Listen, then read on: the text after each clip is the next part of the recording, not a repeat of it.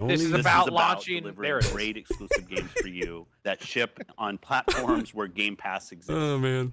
You know, I like Zauker's take. I like his build better. I don't know why. His was fucking just terrible last week. What are you talking about, dude? I thought Phil joined the podcast. He forgot to mention in the part where it's like, we don't know what the fuck's happening yet. But I said we don't know where they're launching, but they're coming. Hey, welcome to RDX Podcast. For those that are waiting, we got a couple hundred of you sitting here waiting, guys. Sorry, we started 7 minutes late, and I feel like blaming Risk It, but I'm not going to do it, and I don't know why.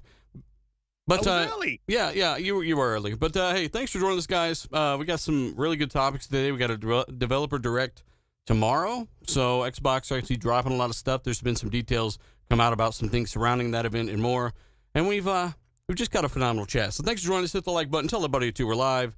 And shout out to everyone that watches the show both live and after the fact. And I do want to say something quick to the guys that support the Patreon and stuff. You know, if you ever feel like you got to cancel Patreon because, you know, obviously money's tight, don't apologize for that kind of stuff. Like, because you do so much already, and you don't owe me a damn thing. So, again, I just appreciate everyone who supports the channel, supports the show, and hopefully soon, which should be tomorrow, supports the videos, getting back on that stuff.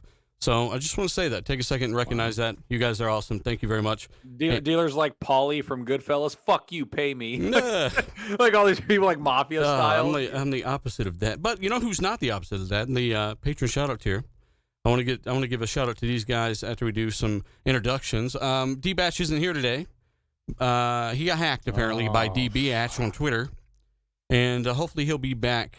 And that's not a joke, week. By the way. Yeah, he got hacked. He didn't really get hacked by DBatch. So here's what's crazy. This morning I was watching a stream. It popped up on my feed, and there was a stream. It was called Tesla Talks, and it had like Elon Musk talking, and I was subbed to it, and I was wondering why I was subbed to it. Later on, I found out it was D's channel. They took it over. And they pushed some bullshit out there, and they erased all his videos. Yeah, it's what bad. Holy, are you kidding? Hang on, what was Elon Musk did it? Elon Musk did it, dude. Wow. Yeah, they were trying to have a fundraiser, trying to get money from people. I don't know. No, you're being serious right now. Yeah, no, 100%, 100%. What happened? He was talking about it in the DMs with us. He was just like, "Yo, dude, I can't." That's why he's not here today. He's like, everything got hacked, like all his accounts. Oh no, man, that fucking.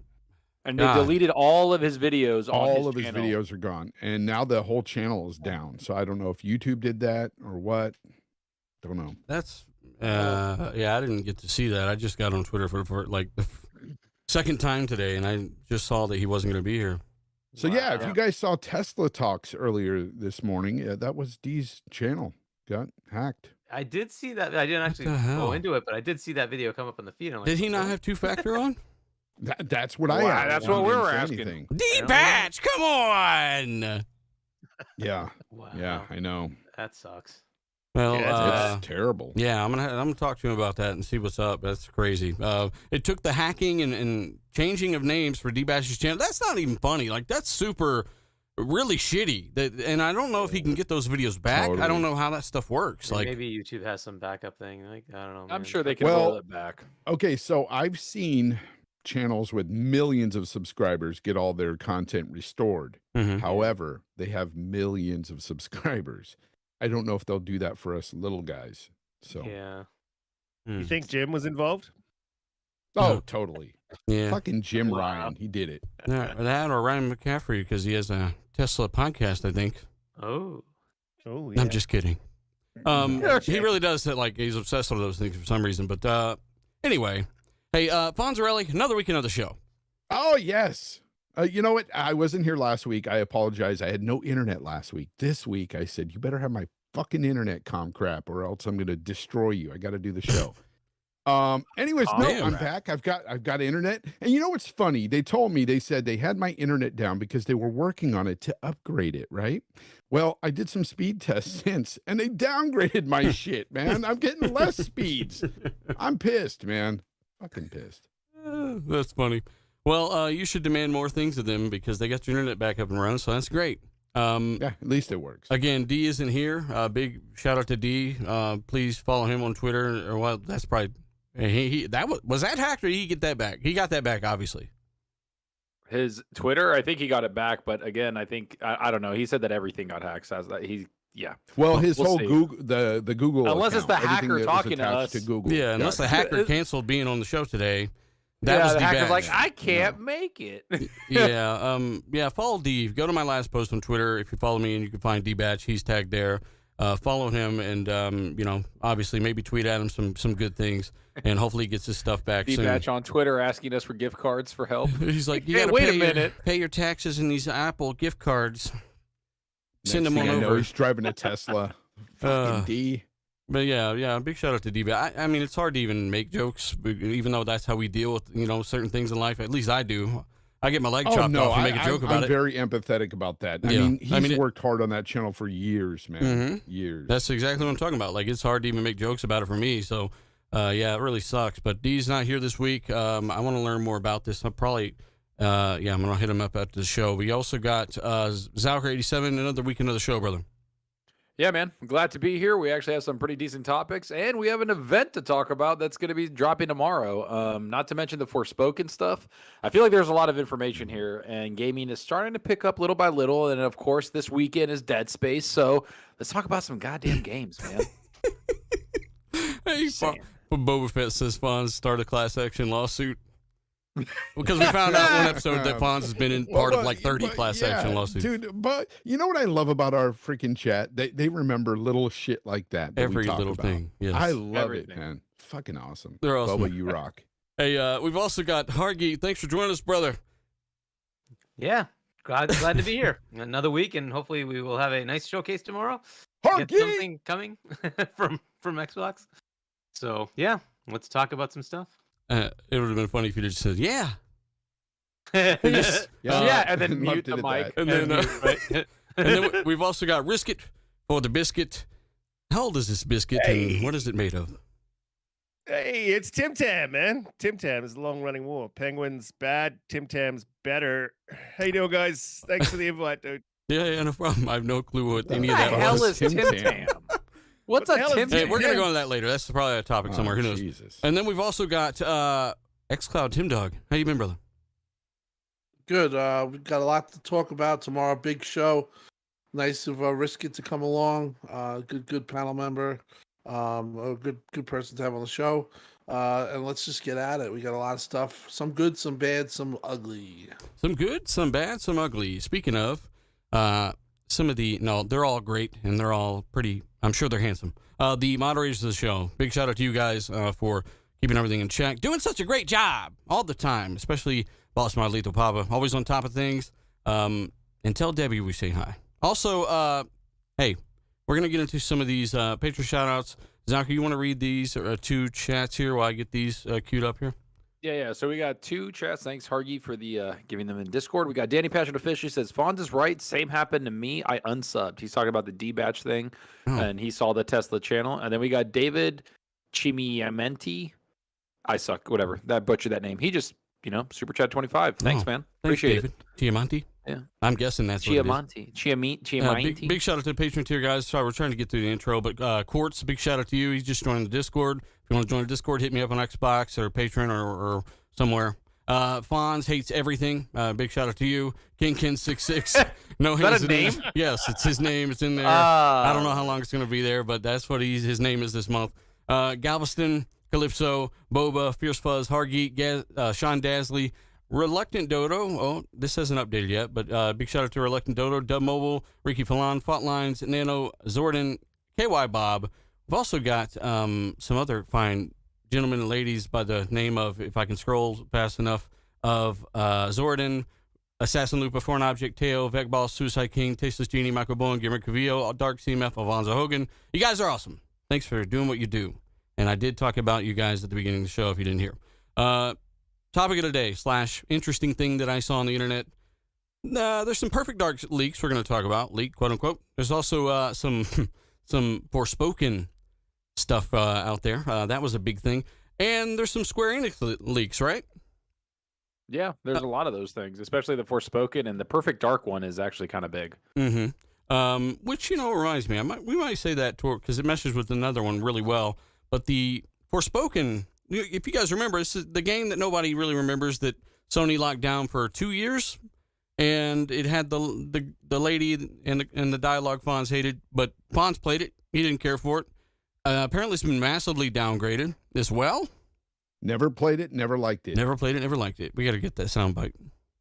Yeah, we do. What's the Metascore of Forspoken? 68 Metacritic, and it has 67 reviews. So it's a 68. Are the Sony guys not playing it now, or they hate it, or what? By default? I don't know. I've seen a lot of negative crap on it on like Twitter and everything, but all I can think about is the Xbox event. But as for Forspoken, the thing that like is jarring is people are putting it on Twitter with like the dialogue, not even the gameplay, just the dialogue, and they're like, "What the hell is this?" And Hargit and I were in a party earlier, and he kind of brought up a good point. If he wants to get into it, is there's a lot of talent from writing on this game. So how is the dialogue that bad? Like, there's pretty damn good talent on here. That's Amy like, Hennig it's like is what's one of going them, on? right? Yeah. And Gary Whitta, and you'd figure they would Gary be Whitta, pretty yeah. good, and like for some reason, like it's just not hitting, right? For those that don't know, Hargit, what's Gary Whitta done? I can look up some of his games. I probably A don't bunch of Amy good Hennig games. more. But yeah, like so Amy was in Naughty Dog for a while, right? So Mhm. she's done some pretty good storytelling there. And yeah, I'm just confused as to how like the dialogue is that bad. I just didn't expect that to be the thing. Is it like Given Gotham they- Knights bad? For what? At Worse. times, I Worse. think yeah, it really It's is. worse. Yeah, it's pretty bad. Yeah. Gary Whitta has done stuff like, so he wrote Gary has written for Duke Nukem Forever, Prey, Gears of War. Yeah. He's done the Walking Dead Telltale games. He's helped with those, with the episodic wow. ones. And then apparently he was brought on because he was brought on as a consultant later for Halo 5 because they were like so fucked up. So he came in to like try to tells me. salvage it. He's like, I'm going to give Locke no personality whatsoever. Hashtag kill Locke. Sounds good to me. Shit. But he's Um, done TV stuff and film stuff, so things like the Book of Eli and Rogue One: A Star Wars Story. He was on that. Hmm. So He Rogue sounded One's like familiar. He sounded familiar for Yeah. sure. So the Yeah. game is coming out to lackluster reviews again. We're not placing Yep. its value on Metacritic. We're just basically weaponizing people's opinions that were and saying you kind of stabbed yourself with your own sword here. You can play the game and enjoy it, and it's a 68, and that's okay, right? Not a big deal, Yeah. right, Fonz? Yeah, it's funny. On my show the other day, I was asked, where did I think it was going to land on a Metacritic score? And I said, high 60s. And bingo, got it. And it's just because what I played of it, the demo, it wasn't good. Like, honestly, it wasn't the dialogue and stuff that was really like taking me out of it. It was the gameplay. The gameplay just, to me, was just garbage. And the enemy, the AI, it's like they were so easy to beat. And so I put the difficulty all the way up, and I was still beating them pretty easily. It's like they just gave them higher HP, and that was it. It was just dumb. That's usually how they just developers sort of- make up for bad AI, is they just buff the health and damage, right? Who was Yeah, it they on the weren't really internet? I saw a attacking picture you, of right? somebody But, saying like- that Forspoken was going to sell more than Starfield. Who was that? Who the hell said that? That's King. Wow. King Trash. Oh, God. really? Trash. Poor Trash. King Trash. I'm sorry, King Trash. Not Trash. King Thrash. Oh, Thrash. Well, Not either way, again. what were you saying, Risk It? Oh, they just kind of stand still, the AI, man. They don't even move. Like I was bashing the Exactly. AI in the back. It didn't even turn around. Like, Yeah, it was really bad. And yeah, there was moments where I'm shooting at them, and then I stand there, and they're not really attacking me, and I'm like, this is dumb. Weird. This is lame. Maybe it's just really tough. It's like, this is nothing. Keep going. Put a Oh, cigarette out of God. my ass. Yeah, no, You know? no, it was not good. It was not good. So, after I played it, and I put a good 20 minutes into it, folks. Like I tried. 20 minutes. I wanted to. No, here's the thing. The demo was that bad. Like, after you fought a few things, you were like, this is not good. And it makes you immediately want to turn it off. A lot of people didn't even give it 20 minutes, the demo. So, I mean, it's that bad. It's not a good game. It's not fun. It's got just a ton of issues, and it's just not a good game. Apparently, an article came out that I'm looking at, like a lot of the reviews, trying to get like what people thought about it. This article says reviews: Forspoken is perfect for those craving an easier Elden Ring. They said that it is a toss between Elden Ring, Control, and Sonic the Hedgehog in a blender, and then you throw a little bit of Final Fantasy, and you get Forspoken. I don't like, what the hell? Like, what is that? Here's what's funny too. It was one of my most anticipated games when we saw this announced like a year and a half, 2 years ago. I Project was excited Athena. about it. I was on here going, man, that game looks really fun when it was, Project whatever. And I was like, I'm interested in that. I like it. I like it. Oh, I like the traversal. I like how she's running across the world real fast and everything. And even that part, I mean, it's okay, but again, it's a barren landscape. You're running across, not really seeing much, and then you come across some enemies that don't even really hit you. It's 20 minutes weird. though. Ace Out Gamer has 20 minutes. He says it. 20 minutes isn't a lot of time though, Fonz. How long is the demo? It's an hour. It's an hour. hmm. I completed it. It's an I hour. completed the whole thing, So man. 20 It minutes. doesn't- 20 minutes is it not doesn't- bad. So what'd you pick up It doesn't on with the improve. other 40 minutes there, Risk It?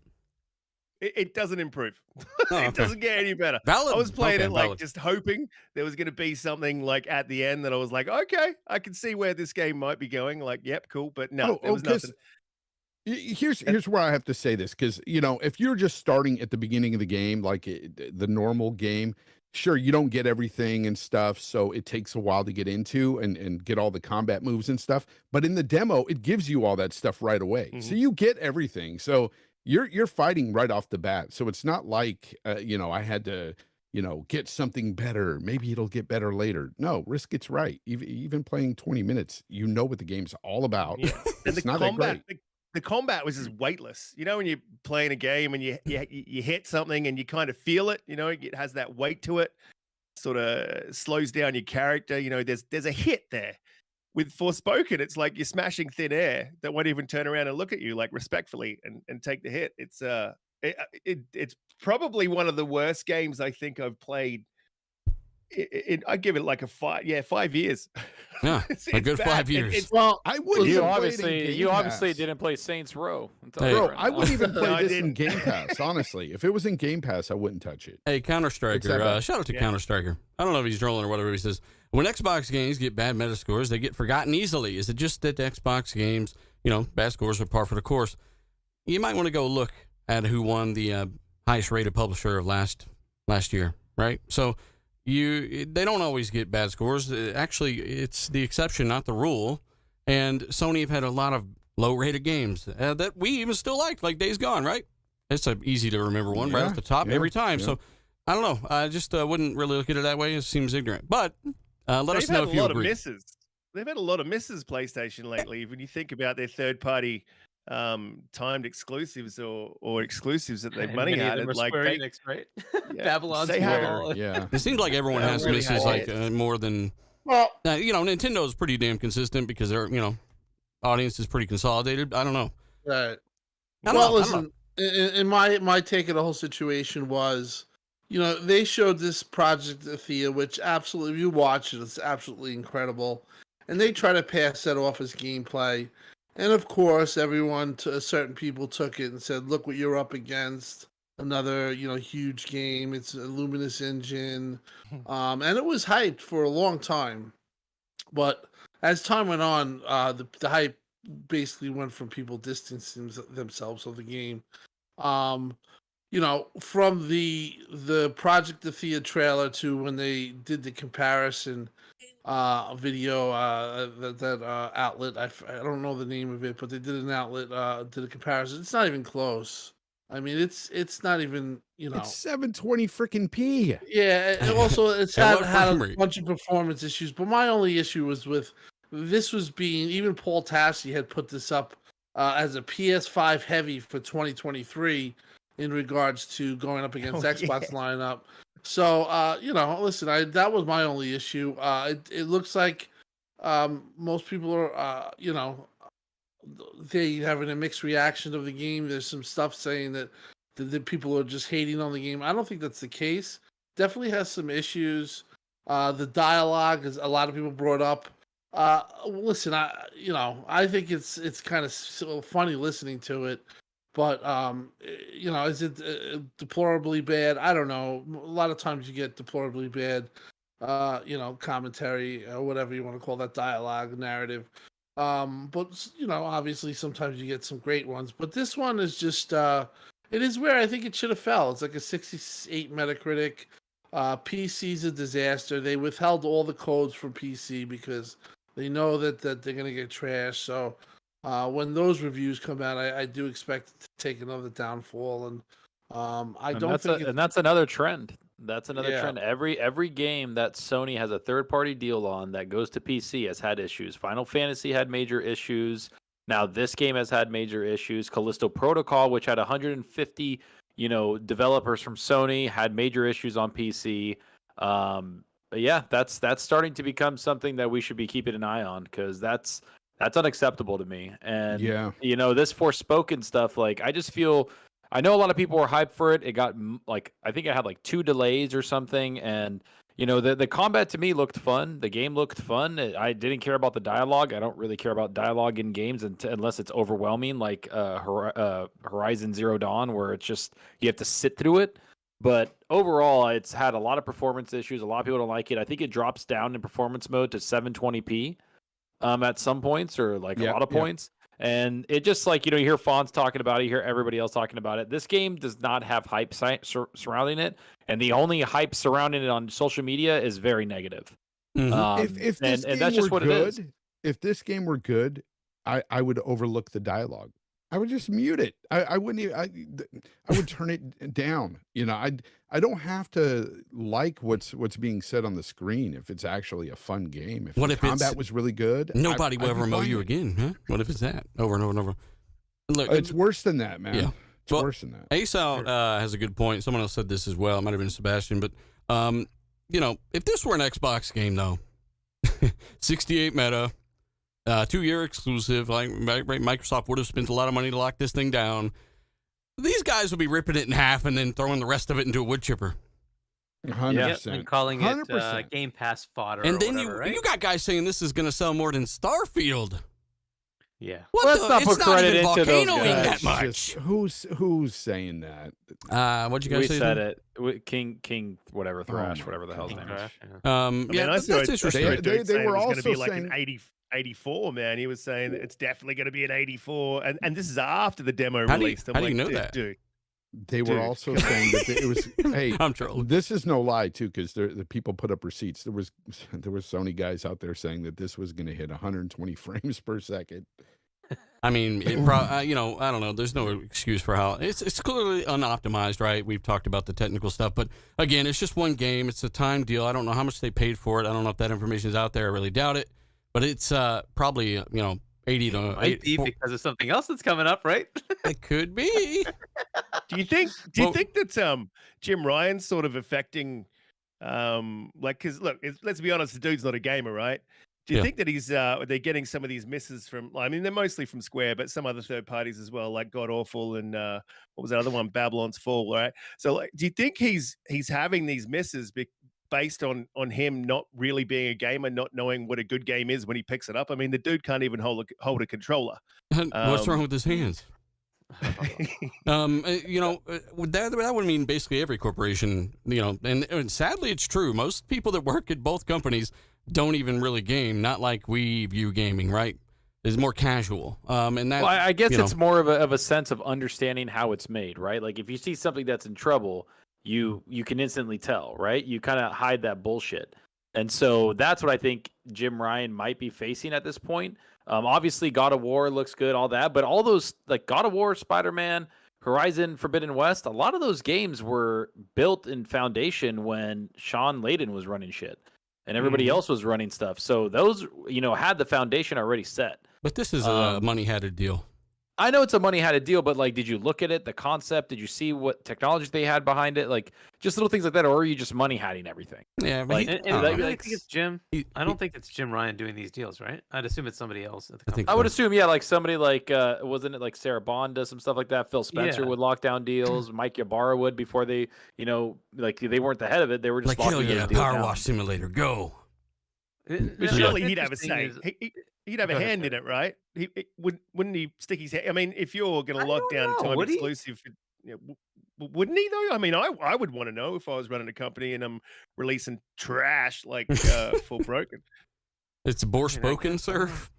So, my bad. No, I haven't played it. I honestly haven't played it. We're just trolling. We're just having a little fun because we've heard nothing but the same about some Microsoft deals. And you know, we say the same thing about some of these deals. We want the best games we can get, and Forspoken is not it.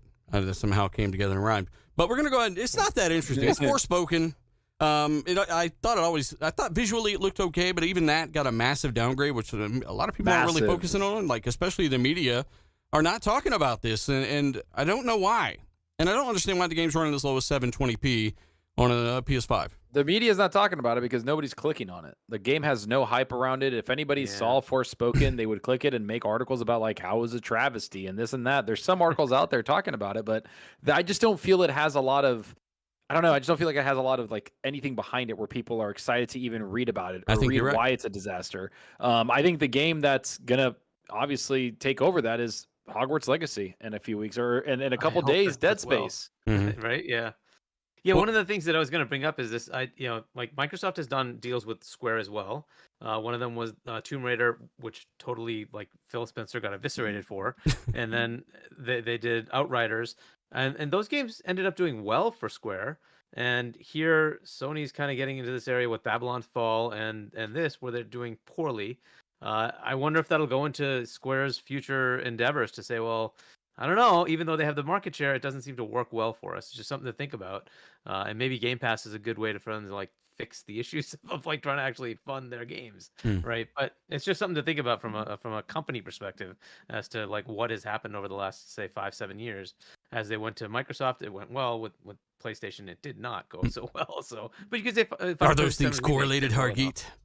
I would say Final Fantasy is like the outlier in that. Yeah, and we'll see what happens, right? And it's because it's a massive franchise, though, right? Yeah, like everybody knows what it is, and I think no matter what platform, if it was exclusive, it would do decent. Yeah, it probably would. And by the way, we got to give a shout out to getting closer to 1,100 people already watching, guys. Hit the like button, tell a buddy or two about the show, and of course, let us know your thoughts below. We're going to catch up on a few of these chats as we do move forward because we have even more information on.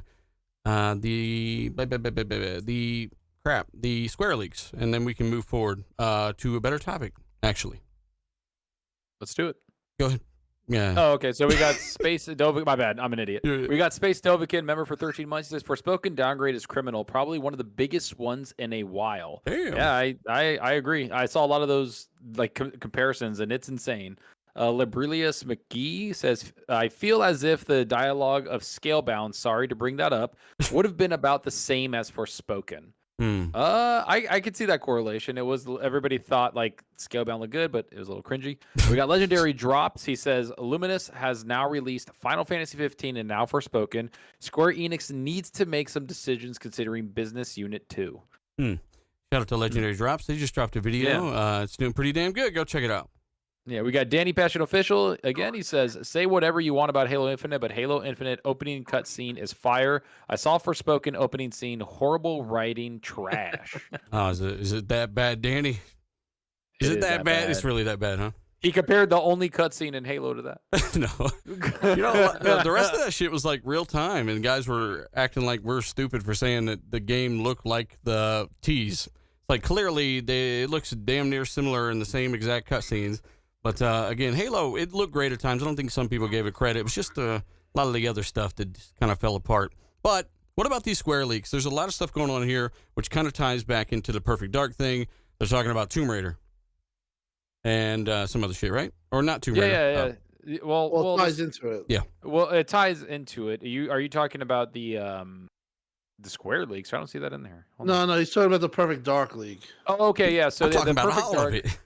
So Perfect Dark, basically what's happening is there's been leaks and some rumors that Perfect Dark is having a lot of problems, a couple road bumps, and that is going to be a little while before we see it. And that includes even after the new Tomb Raider comes out. So they're saying that there's going to be at least a year, if not more, gap between that. We're going to get the new Tomb Raider first from Crystal Dynamics. And we're bringing Tomb Raider into it because Crystal are also working on Perfect Dark, right? So yes, they're both working on the same game, and they're a pretty big developer. But yeah, so they're going to be working on Tomb Raider, and that's going to release before Perfect Dark. So we might not see Perfect Dark for the next 2 to 3 years, and that's if Tomb Raider releases next year. Yeah.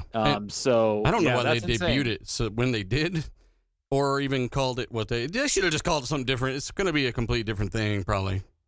I mean, I think it's going to be something. I think it's going to be something completely different from just a game standpoint. I don't know. I think that they chose Crystal Dynamics because of their leadership and a lot of other stuff. And when you take 40 developers and make the core gameplay loop of something and then hand it to a big developer to kind of flesh it out, they probably have some issues with it. And they're probably like, hey, this doesn't work for this type of game you're trying to build, because they have a lot of experience. Yeah. So who knows? I know Fonz is super excited to play as Joe in the Dark. He's hoping for some bikini optional skins. That's true. Yeah, no. Come on. I mean, I heard you on your show yesterday on Sunday. I do want a third person perspective on this game. I really don't want a first person, but I mean, Joanna Dark, Perfect Dark, it was a first person shooter, so I get it, but I really want a third person action adventure from Microsoft. Another one besides Gears, I should say, because some people will say, well, they already got Gears. No, I want something else. Yeah. I want something else. And they can do that. They got 40 teams. I like to see my protagonists, I like to see them while I'm playing. And they better have some upgrades and some different clothes like Fonz wants. Yeah, in a bikini. Oh my God. Yeah. I never said that. So yeah, Perfect Dark, Choppy Waters, quote unquote. Who's that from? Multiple leakers on Reddit and across. This social isn't like media. fake leakers, right? Like bullshit. No, this is like some people that have gotten shit right before. So that's the thing. Like a bunch of people on Reddit vetted the person that was leaking it, and they had a bunch of other little things that were right. And they're like, these Photoshop his DMs name's look, Miller, legit. right? I'm not sure what his name is. Yeah, I think it's Miller. Yeah. Well, So, Miller, shout out to you, Never Miller. played it, never enjoyed it. oh my Now God, we is know that what what you've Fonz been was. doing? Is that what you've been doing? And that's why No, you're quiet? my sound cut out. I would have liked it better if he said never liked it. I thought it was never liked it the whole time. I don't even want to say that anymore then. Never enjoyed it. Too bad I've never liked Halo in my life. I've never played it, never enjoyed it. Damn it, MBG. You got to say enjoyed. You fucked it up. You fucked your own quote up. Now we can't even have fun with that no more. Never enjoyed it. No, we're gonna. We have can fun with it. paraphrase. Never played it, never liked it. That's the best way he should have said it. But yeah, there's some other stuff going on. Head of Obsidian, he says he wants to work on another Fallout before he retires. How old is this man, and how long has he got to live? Make Fallout New Vegas 2 already. Come on, let's The next do time it. he makes the Fallout game, we're going to be in Fallout in the real life. Like, he's like, I don't know, man. Like, geez, there's a lot of topics about this, about when are we going to get the next Fallout? And people were like calculating it. They're like, I think it's like 2036. Like, that's the next one, because Elder Scrolls is next, unless Todd Howard gives up Fallout to Obsidian and they can make something with it, right? So I don't know. I think those IPs need to be like dispersed out. Like, Todd Howard can't hold them hostage. I understand he's God Howard and all for him making games, but maybe put those franchises in other hands. Hey, shout out to you, Gaming Mods. Says, why are you making us wait till the end of the show to talk about Forza Motorsport? First off, how do you know where that topic's at in my list? And secondly, did you write out my topics for my show, sir? No. I'm just going to put stuff where I think it's going to be and try to pace it. You realize what I'm doing over here? I'm doing a lot of shit you don't think about. I'm trying to pace shit and do shit, all right? So just bear with me. I appreciate you. Pay shit and do shit. Pay shit and do shit. But yeah, Perfect Dark, Choppy Waters, quote unquote. I feel like that's, again, it's just too vague to mean like much to me right now until we have some actual information on it. And they just unveiled it too soon, Tim Dog. Like, I thought that at the time. Yeah, well, I mean, listen, they said that it hit a couple bumpy roads. I think for a lot of these games that you've been hearing, Fable, Contraband, this, it's gonna, I would say, taking longer than expected. To be honest, if you told me in 2018 that by 2022 the output that we would have had at this point, we did have COVID, but I would say no way. I would say you'd have like these games. You don't even have a game announced from Compulsion. I do think this year they have to kind of really start to get this straightened out, because we're going to talk about the developer diaries and the 3 games, but It's initiative seems like it ran into problems. Obviously, it's getting helped out. There's another support studio, which is not a big deal, but it's one of these. It's just another game that's added to the rocky roads, whether it be State of Decay 3. Yes, State of Decay 3, Fable, this, Contraband. And you've heard some pretty dire stuff about all those games. Well, another one, Everwild. That game was completely reset. So State of Decay. I said State of Decay, State of Decay 3. That's let's be honest. I mean, we are an Xbox, Pro channel, but there's something to be said for that. Well, Don Otaku has some to add there. He does acknowledge that a lot of these games have increased in scope, and they've hired a lot of people. They've gone to what was essentially AA to AAA in some cases. Yep. Agreed. I think that was quadruple part of it. Yeah, quadruple A. I think the scope. I think that's probably, and I think one of the Fable developer talked about it. That one of the biggest things, and even the Atomic Heart, which is coming out on Game Pass next month, they talked about it. A lot of times, scoping is the biggest hurdle that they like when we talk about a game, let's say we're going to make a game, we're going to have a huge scope.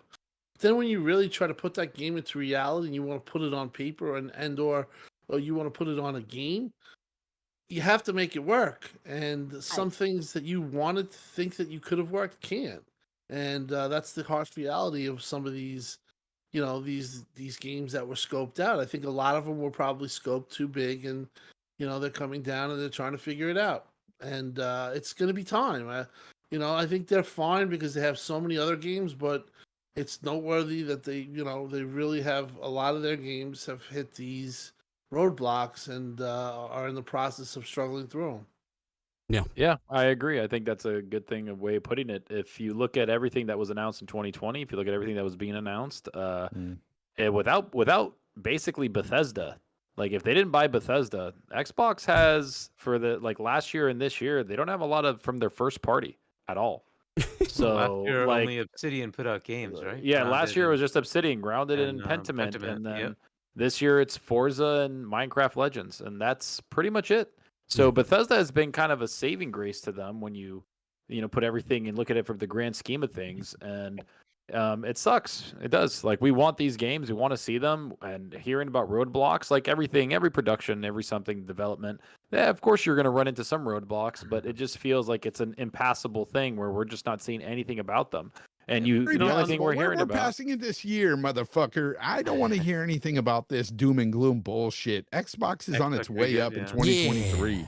Yeah. Hell And somebody, it was in my comment section of my last show, because I had mentioned that, they're on their way up this year, and, they're going to do a lot better, because it's the fucking truth, guys. I'm sorry for cursing. Yeah. Well, if you want positive, if you want a positive news, exactly. I think they brought over the developers of Destruction All Stars to assist on Sea of Thieves, so that should be. I mean, think about it right now. I mean, the reality is, PlayStation has one game they've announced for this year, first party anyway. One. And the only other game they're really talking up is Hogwarts. Well, guess what? Hogwarts is on Xbox too. All right. It's not like it's they'll have an MLB game. The Show, right? But you've got Final Fantasy 16. You got Final Fantasy 16, but you're gonna have to pay full price for that. You're paying full price for all of those games. You pay full price for all of Game Pass. If you got Game Pass, you're having Atomic Heart this year. You're having Stalker 2. You're having Forza. You're having Starfield. You're having Redfall. I don't want to hear shit from people. Those games I've just mentioned right there alone are worth just talking up Xbox in 2023. Yeah. Everything but else, not everyone's doing things through Game Pass either, though. By the same. No. That's true. That's true. That not everybody wants Game Pass, but I'm just saying these games are going to be on Xbox, and it's going to be a great year. Mm-hmm. Great freaking year. Alvin, shout out to you, says 4 year dev cycle is a thing of the past. Guy, you got to remember, and just take a second and just remember this 2 or 3 years from now. But we just went through a damn pandemic, and it really did impact a lot of games, believe it or not. And that did set everything back at least a year. I don't think 4 year dev cycles are a thing of the past. I think that there's been a lot of complications, and they're kind of just now getting back into things, right? And we're still seeing the effects, I believe, by having games launch at vastly lower resolutions and with all kinds of technical issues. It's not a coincidence. There have been worse than usual over the past year since things that have been in development over the pandemic have come out. So again, thank God we're coming out of that stuff, but hopefully developers get the stuff running good. Yeah, that's what I'm hoping is happening with all the bad development going on, the released games that are, buggy and just, messes, total messes, some of these games coming out on day one. Mm-hmm. Hopefully it's just chalk it up to the pandemic, the 2 years that we've had there that they didn't really have in studio to make games and stuff to really create these games and finish them and properly finish them. Anyway. It definitely didn't help, right? I hope I hope that doesn't continue to be a trend though going forward, because it is getting kind of silly now. We're getting a lot more titles just dropping that are broken. Yep. And I just don't want it to become a trend, man. I want to get rid of that. I want to get rid of that. You can't really make stench. any judgments though on Xbox's first party, because I mean this is going to sound like I'm Oh taking yes, a piss, we can risk. but you can't really, because they haven't dropped anything for us to make a judgment exactly. on. I mean, well, they had Pentiment. Forza and Halo and that. As far as I know, tracing Pentiment didn't have performance those are good. issues, but then again, look at it. Did you say Pentiment had performance issues? No, I didn't hear that it did, but I said then again, It's look too at demanding, it, Captain. Look, we were talking about Fallout and the guys over at Obsidian, right? Wanting to make another Fallout before he retired. Hopefully that will be the case, because everyone loved Fallout New Vegas. I beat the hell out of that game. Pretty much every Fallout since Bethesda acquired the IP from In Exile creators, their founders, over there at, what was the name? I forgot what the name is. Interplay. That's what they were at the time. Yeah. So they got the IP from them, built Fallout 3, made it into, their other Skyrim, quote unquote. And then the rest is history. Now they're done with it. They're on to Starfield. And it's the perfect time to hand this off to the guys over at Obsidian, or even In Exile, the original owners and creators, one of the guys, Fargo, I think it is, of Fallout. Why not hand it back to him? I said this a long time ago. Yeah, it's all in-house, so why not? Yeah. I need to respond to Jarrett Bishop. He said the only pushback he would give me to the games I was talking about for Xbox is that most of those games were delayed from 2022. What the fuck does that matter? Yeah. I'm talking about 2023. Does anybody say that about Sony's games? God of War, they get delayed all the time. Horizon, like nobody. Every game that they brought out this year was delayed yeah. from last year. So it's BS, man. The whole timetable seriously, pushback. it's 2023. We're here now. We're getting these games now. We're gonna have a good time. Nope, you Shut can't up, play it. sit Don't there and enjoy play it, a Fonz. game. It was from last year, bitch. You ain't supposed to enjoy that. No, I guess I you can't. would just say, Fonz, kind of fucking chill on that, because last year this time we were like, we're getting Starfield and Redfall delayed. So I'm looking forward to this those aren't shit. getting delayed this year. I mean, we don't know anything until it we drops. know those aren't getting delayed. Point this is, year. like, if Let's a be game comes out this year, honest. it's relevant, and all the points stand Yeah, this of year. course it's going to be relevant. It's going to be relevant this year, and I think this year is going to be good. But and that's I'm what he's saying in the excited for chat, it. that because it got delayed, it's from last year, so don't Yeah. talk about it or some shit weird logic. Honestly, I think. Listen, and we'll talk about we'll talk about the numbers later, but 2022 is a really tough year for Xbox. I mean, when I look back at it, it started off with obviously the Activision thing, and everyone was like, "Oh, Xbox is, this is what we what we thought it could be, this and that." And then it seems from that point on, Xbox is kind of like went into a shell, and obviously they have the government up their ass with this deal, and they had the delays, and Sony had a big year. So you had all those, and you really had a tough year in 2022. I kind of look at it, and I can compare it to even 2018. This is way worse. This is the worst first party year in history. Yeah, but just overall, I felt it was like a rough year. But this all year, acknowledge that it sucked last year for Xbox. But my point All is of that us. I think that that's why I'm prefacing this, is that I'm very confident this year that they're going to have a really good year, but they have to honestly do it for us to really say it. Yeah. So until it does happen, until these games hit, until these games actually get release stages, until they show what they can do, like I tell everyone who tells me, what's wrong with Xbox, I say, in my opinion, it's just a matter of time. It's a matter of time of them hitting these dates, hitting these games, and having them be good. I honestly feel that all 3 games, well, 2 games, and then Starfield that they'll talk about later on, those are going to be really good games.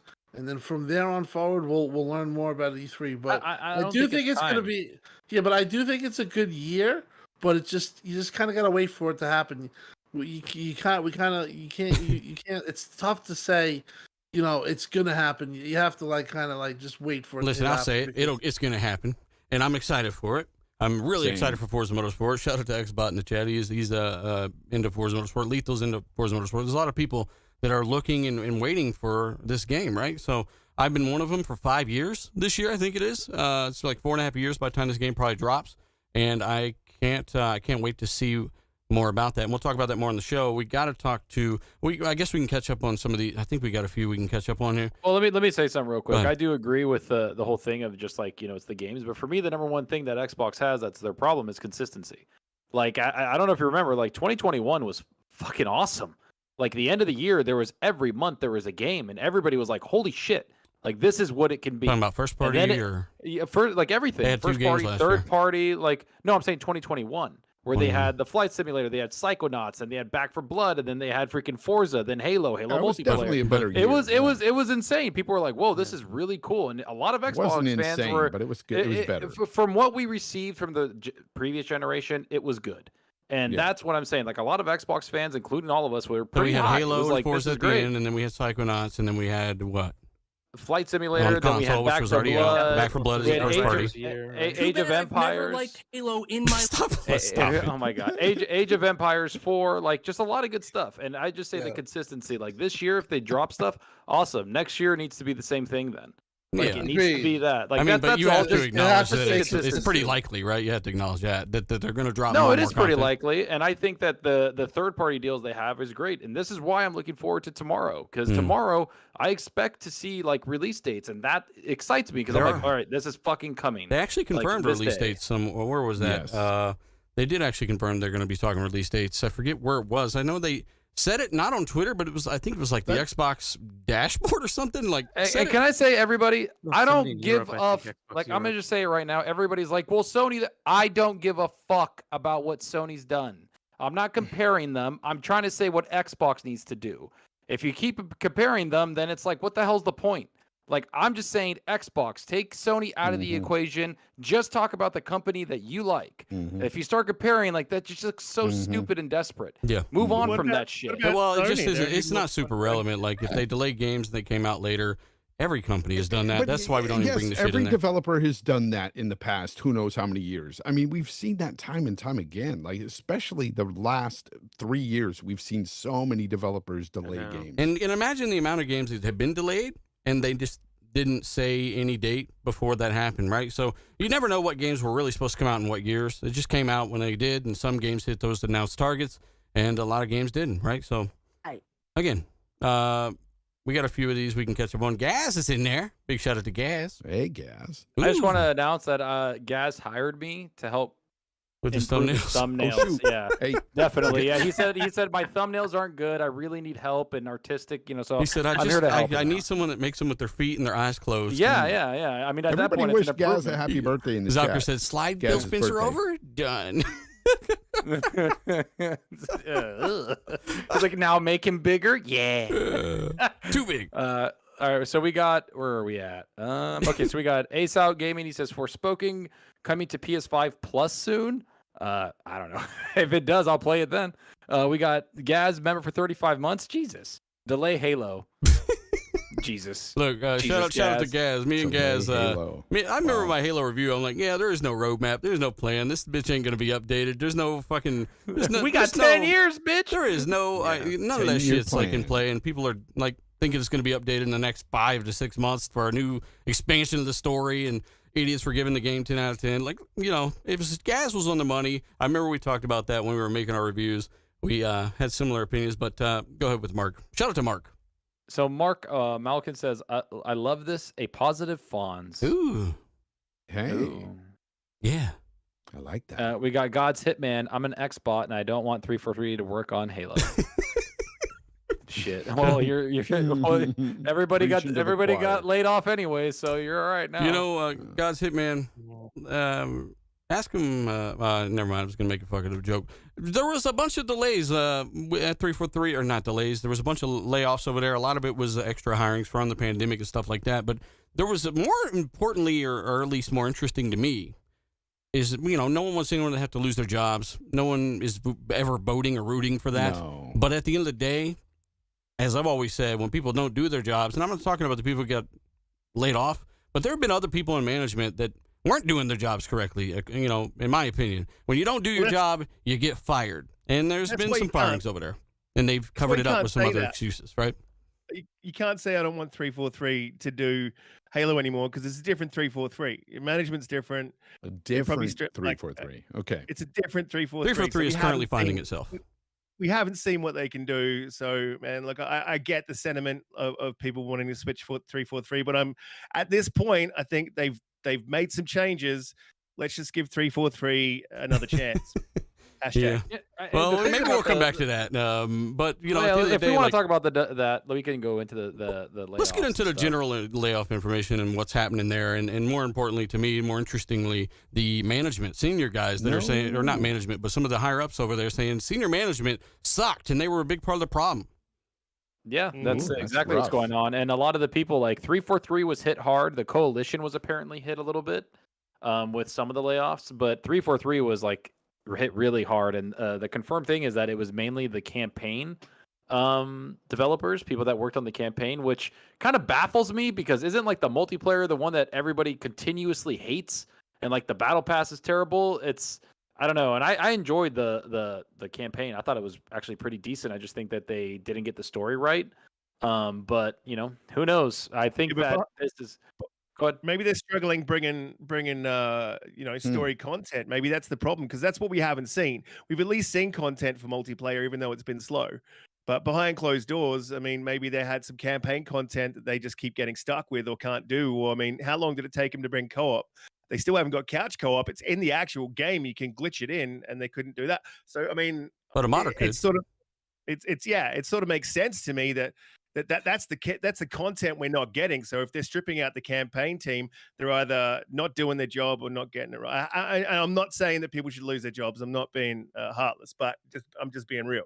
Like maybe they're not doing their job, or they may have just made the decision to drop campaign content if they had ever made that decision. And to me, the way that story's been, and a lot of people will say, hey, the ending made sense. But if you go through the guts of that story, a lot of that story, you can feel it's been stripped out, like, and cut down. I'm pretty sure Joe went through and cut this out, cut all that stuff out. And so I think, and a lot of people will say then, oh, but Halo 3 didn't have like campaign content. Halo 4 didn't have campaign. Yeah, but like they didn't have a stripped out, gutted story. Like, and it wasn't live service. Exactly. So we were expecting, I think for me, when I played the game, I was like, it's not bad. It's got a good grounding. It's not a terrible story. There just needs to be more of it. There needs to be more of a tie-in to sort of not finish the story off, but just give us a little bit more. And I expected that campaign content. And if it's not coming, I'm pretty disappointed in 343. But again, as I say, like, it's a different 343. I think you got to give them a chance. I'm not a 343 apologist. I've been on their ass from day one, man. But right. I think at this point, we've got to give 343 another chance. I don't think we owe 343 anything. I think if anything, they've had chances to fix major, and I've talked to you and Peter extensively, Boba, about this stuff, and just listening to what everyone's saying while they're playing this game. There are issues in this game that are worse that they were supposed to fix in season 1 that are still here in season 3. Right? Yes. Why? Sure, they haven't even dropped season 3 Why yet. in a year and over a year they had fucking 2 maps? Why is the ping worse? I mean, they released Forge. Those guys built maps in a fucking day. I don't understand. So we don't owe 343 anything. We do hope the game gets better and better for those of you that really love playing the game. But God, did they fuck up a really good opportunity. And Joseph Staten, he's off of 343 because he did what he was supposed to do, and that's just get it to the finish line through budget. And yeah, he's back on Xbox publishing, so he hasn't left Xbox. He didn't get laid off. He just went to his job that he was supposed to go to. And he worked on Crackdown 3 before he helped and he Sumo worked on close out Crackdown 3 before that. So that, do you know what that indicates to me? I think I said this last week. It indicates to me if Joe Stain ever goes on another game, I'm like, well, that's a shit show. well, it would have been way worse had he not have got there, I think. Yeah, no, that's what I'm saying. Like anything, they're like, Joseph, we need you to go in there and just handle shit. And he's like, all right. And that's like that's what happens with him. Like he's just a fucking closer, and he'll get it done in budget and get the game out. Like he's a product owner. It's what he does. And so I don't know, man. Like that whole 343 thing, it does suck. And Dealer and actually Risk It, you said some really good things there, and I think Dealer hit it too. Is that we don't know them anything, and I think 343 is trying to find themselves. I think they're trying to establish what they are again and move on. The other team that has kind of lost a lot of leadership too was the Coalition. Like Rod Ferguson's not there anymore, so I'm excited to see what they do, because apparently the team like behind Hivebusters is the team that's going to be handling the next game. And if anyone played Hivebusters, it was fucking awesome. Like that was a great expansion. Like I played that twice. It was really well done. Really cool. Team that's handling what next game? Sorry, I didn't hear. The next Gears, like they did the Hivebusters, and it's the team like after Rod Ferguson that's going to be handling the next Gears, hopefully. And so like I think that was like a little test thing. It's like a 3 to 4 hour campaign. You could get 6-7 hours out of it if you do it like multiple times. Yeah, it's great. 6-7 hours out of Hivebusters? Good DLC. Good DLC. Yeah, if you play with multiple characters. It is. Well, you can go play. I played it. Listen, that ain't how we give the time on fucking Call of Duty or anything else. But like Gotham Knights would be 150,000 hours long if you ran through it with each guy, right? I don't know, but yeah, it's like a good 3 to 4 hours, right? You run through it with some friends, and it was only like $10 or free in Game Pass. $10 for free in Game Pass, yeah, and I thought it was just a freaking really good DLC. So again, a change of the guard or a change of leadership could be good. I even think the writing in that was good. The writing in Hivebusters was kind of funny. Like it had a bit of humor. It was pretty good. Yeah, I was really impressed with that DLC. It was just too short. I wanted more. And there was no bugs. No bugs. It was polished and it looked fucking phenomenal. Never played it, never enjoyed it. Stupid. Hey, shout out to Jedi Knight Peter. He says we'll see more than 4 announced games at the Developer Direct. Yeah, I mean, it could be that was something that was rumored as well. He says Tango Gameworks have a smaller project there. I'm not Hi-Fi or something like that, or SoFi or something like that. Some people say it's like Jet Set Radio. That's the rumor that it's going to be announced. And some people say that it might even, since it's a smaller game, might get released. Brawler. It's a rhythm-based game. So then Batman Arkham started as a rhythm game, and it's going to be like that cell-shaded look, just like Jet Set Radio. Is it AAA? That's the question. Is it AAA, guys? I don't know. Redfall isn't, according to Fonz. Redfall's not. So I don't know what is. No, Redfall's AAA. Now it is. What was that, like 2-3 weeks ago? It was. It was back then too. I was messing with people. One of the things. Hey, Scrub Nurse, big shout out to you. Member for 20 months. He says, hit that like button. 2023 is the start of big things. Been 5 years since the major acquisition. God, it really has been that long. I know. Stab me with a knife. Big things are coming. Big things are about to start coming. Thank you very much, sir. Very much. Finally, right? Yeah. I mean, listen, I have one thing to Nothing say better. on the whole Halo thing. I do think it's about finding themselves. I do think that some of the employees laid off, unfortunately, were probably targeted. Targeted? And what do you mean? Not like they were probably they were looked at, and probably some of the layoffs came. I heard a lot of the layoffs were supposedly trying to, make workers more efficient. And I guess I don't know if they weren't in the best of favors, those people that they laid off. Obviously, there's two sides of the story. It sucks. I heard there was 130 layoffs at Bungie from not Bungie at 343, and from somebody, that many. I heard about 60 something. It's like a 500 or more person studio too. Yeah, it's like about 130 and 60 60 contractors, and there's a hiring freeze. There's been a hiring freeze for a months, while, for a long time, and that's even worse to me. Like that's really bad. Mm-hmm. I do want to say that the Xbox itself, or people at Xbox, are very high on Pierre Heinz. I don't know if I Pierre Heinz. Yeah, no one can. Yes, but he is supposedly the one that they wanted to lead this. So Jason Staten leaving was probably he just was there as the he's The been closer. the closer. That's basically what they keep him around. And I think shortly you'll see he's working on another project. Literally closed Halo. Killed You it. know. Halo's fine. Halo is going to be fine when it goes. When But the biggest when it goes thing into is the future and all that stuff. That's what I'm talking about.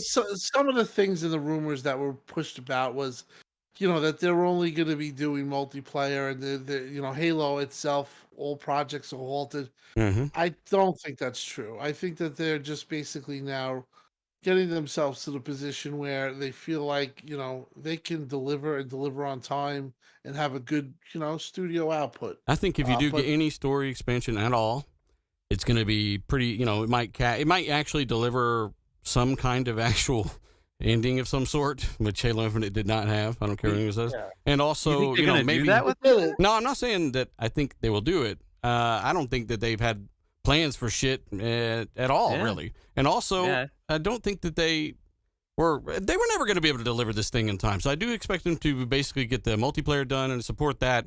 But that's taking a ridiculous amount of time. The new mode, I'm sure that will re-inject some life into it. I know you like playing a lot, Hargate, as well. Hopefully that will be the relaunch of the multiplayer, because it literally kind of needs that. There's so many issues that, maybe it's because a lot of people are in Australia that I'm around that play it, right? Risk it. And we can't play it because you can't get a game that's under 150 ping. Because I was going to say, how's that ping? Yeah, it's died. It's died in Australia, so you can't get a game here. And it's gotten worse, right? Yeah, so it's gotten worse. And that's the thing. Here's the other thing as well. A lot of people are saying, oh, Halo Infinite's still great, still growing, you're still going to get a game. Every game that dies, it dies in Australia first. So we see it coming. So I'm telling you now, those servers are slowly going to empty out, and you're going to struggle to get a game over there. Unless they do something it's pretty low in like the most played right now. And like Forza Horizon 5 is way higher than Halo Infinite. Right? That's it's a better game. It is a better game, but I mean, like, Wow. just putting it in context, right? Yeah. This is a free-to-play game, and it's way lower. It's like 7-8 positions lower than Forza Horizon 5. Yeah. That's how bad it is. But is Battlefield higher? I think it actually is. Oh, I think God. it actually is. Man. Oh, God. Yeah. Battlefield actually got a lot of. The funny thing is, Battlefield delivered more patches and fixes to their shit, and they have like a skeleton crew on it, and a lot of people are actually enjoying it now because of those fixes. It's like, geez, that's a good point. Even EA updated the. Hey, we're spending too much time on this Halo shit, but again, like, what do you mean by people were targeted though, Tim Dog? Give me a headline. Target. I just think, listen, you have in any time, if you have 550 workers, you're going to have people that that aren't performing up to task, or who would probably I don't know, you can make up all you how you evaluate a worker, that's basically well, they're not going to fire the good ones, are they? Exactly. Let's get rid of all the good guys. You want to say trimming the fat? Listen, I just want to be selective with my words, because I don't want to implicate that that was anyone or anything, but basically slimming the fat, or trimming the fat, or getting people that aren't as productive as you think that they should be. Those are the people that went. And I do. They could just be inexperienced. It doesn't mean they're bad. Just they could just be right. But I do think when you look at what they did, that they wanted this to be a wake up call, not only in Microsoft and Xbox, but with all of Microsoft. Mm-hmm. I think that they did want to kind of, in a way, send a message. Obviously, people get these messages when they're laid off, and it's a shitty thing. It's something that you can argue you could have a union for to protect your workers, or you could to side on corporate America's side on it. Nobody wants to do that. So, like I said, it's just from what I'm gathering is they wanted to shake up the workplace, and they want people to be more efficient and work better, or work whatever their metrics are. And I think that the people that they let go probably weren't hitting those metrics. It's probably it's not just hitting the metrics. It's about like what's useful right now. So they're laying off people that might be standing around. Like that's how game development works, right? Yeah. Like Exactly. they have a few people, especially if it's the campaign people getting let go. They have a few people working on some stuff for like either the campaign later on, but Motion cap. a lot of people that work on like the game to build it out are not needed until several months, if not a year after they start getting that down. And so a lot of those people, they're not going to just pay their salaries for a year or those contractors for a year to just sit there, right? Like that's kind of the point of it, is that once they start ramping up more hires, that's when you need those people to fill out the game and build it out, and the contractors. But I don't know. We'll see what happens. Hey, shout out to Ace Out Gamer. He's invented a tagline. Man, I'm so happy for you. It's kind of true. Yeah, I think that's the best way he really explained the Wells Walker, because like you, the person, I believe she was complaining on Twitter, she was in the motion cap portion of 343, and obviously if you don't have anything going on, what are you coming to work for? I guess that's the way they look at it, and hopefully these people find a job, and they're not laid off for long. But it's just And unfortunately. let's not look at it just as Halo or just 343. I mean, Microsoft laid off 10,000 people. Amazon's laid off 18,000. 18. Facebook's laid off 13,000. This is a tech industry wide thing that is happening And a right lot now, and it's and because that's- of certain things that happened at Twitter. I know this is kind of weird, but it's off topic a little bit. Is that when Elon Musk took everybody out, like fired like 6,000 plus people, and is basically running Twitter with like 1,000 people now, and it's running perfectly fine. That sent a signal to the tech industry that do we have a lot of like basically bloated hire of what's happening? And as a person that's in the tech industry, that is a conversation that's happening. That is a conversation of like, do we need certain things? Do we need this and that? So that it's a domino effect, and it's going to take place for a while, and the industry is going to adjust, especially after the pandemic, where everybody overhired because tech was the only thing people used. How many did Sony fire? Did Sony lay anyone off at all? Sony, since like the last 10 years, have laid off like 50,000 people or something. What about last year or this year or right now? I haven't heard. Said that Sony Monica. Sorry, Peter Xbox Kleptic. guys. I'm trying to bring him into it. Yeah, I tried. it wasn't. I don't think Sony right now is. I think they're actually hiring. They're like, but- we're hiring everybody. Honestly, Come on over. Look, I think it sucks that these people got laid off.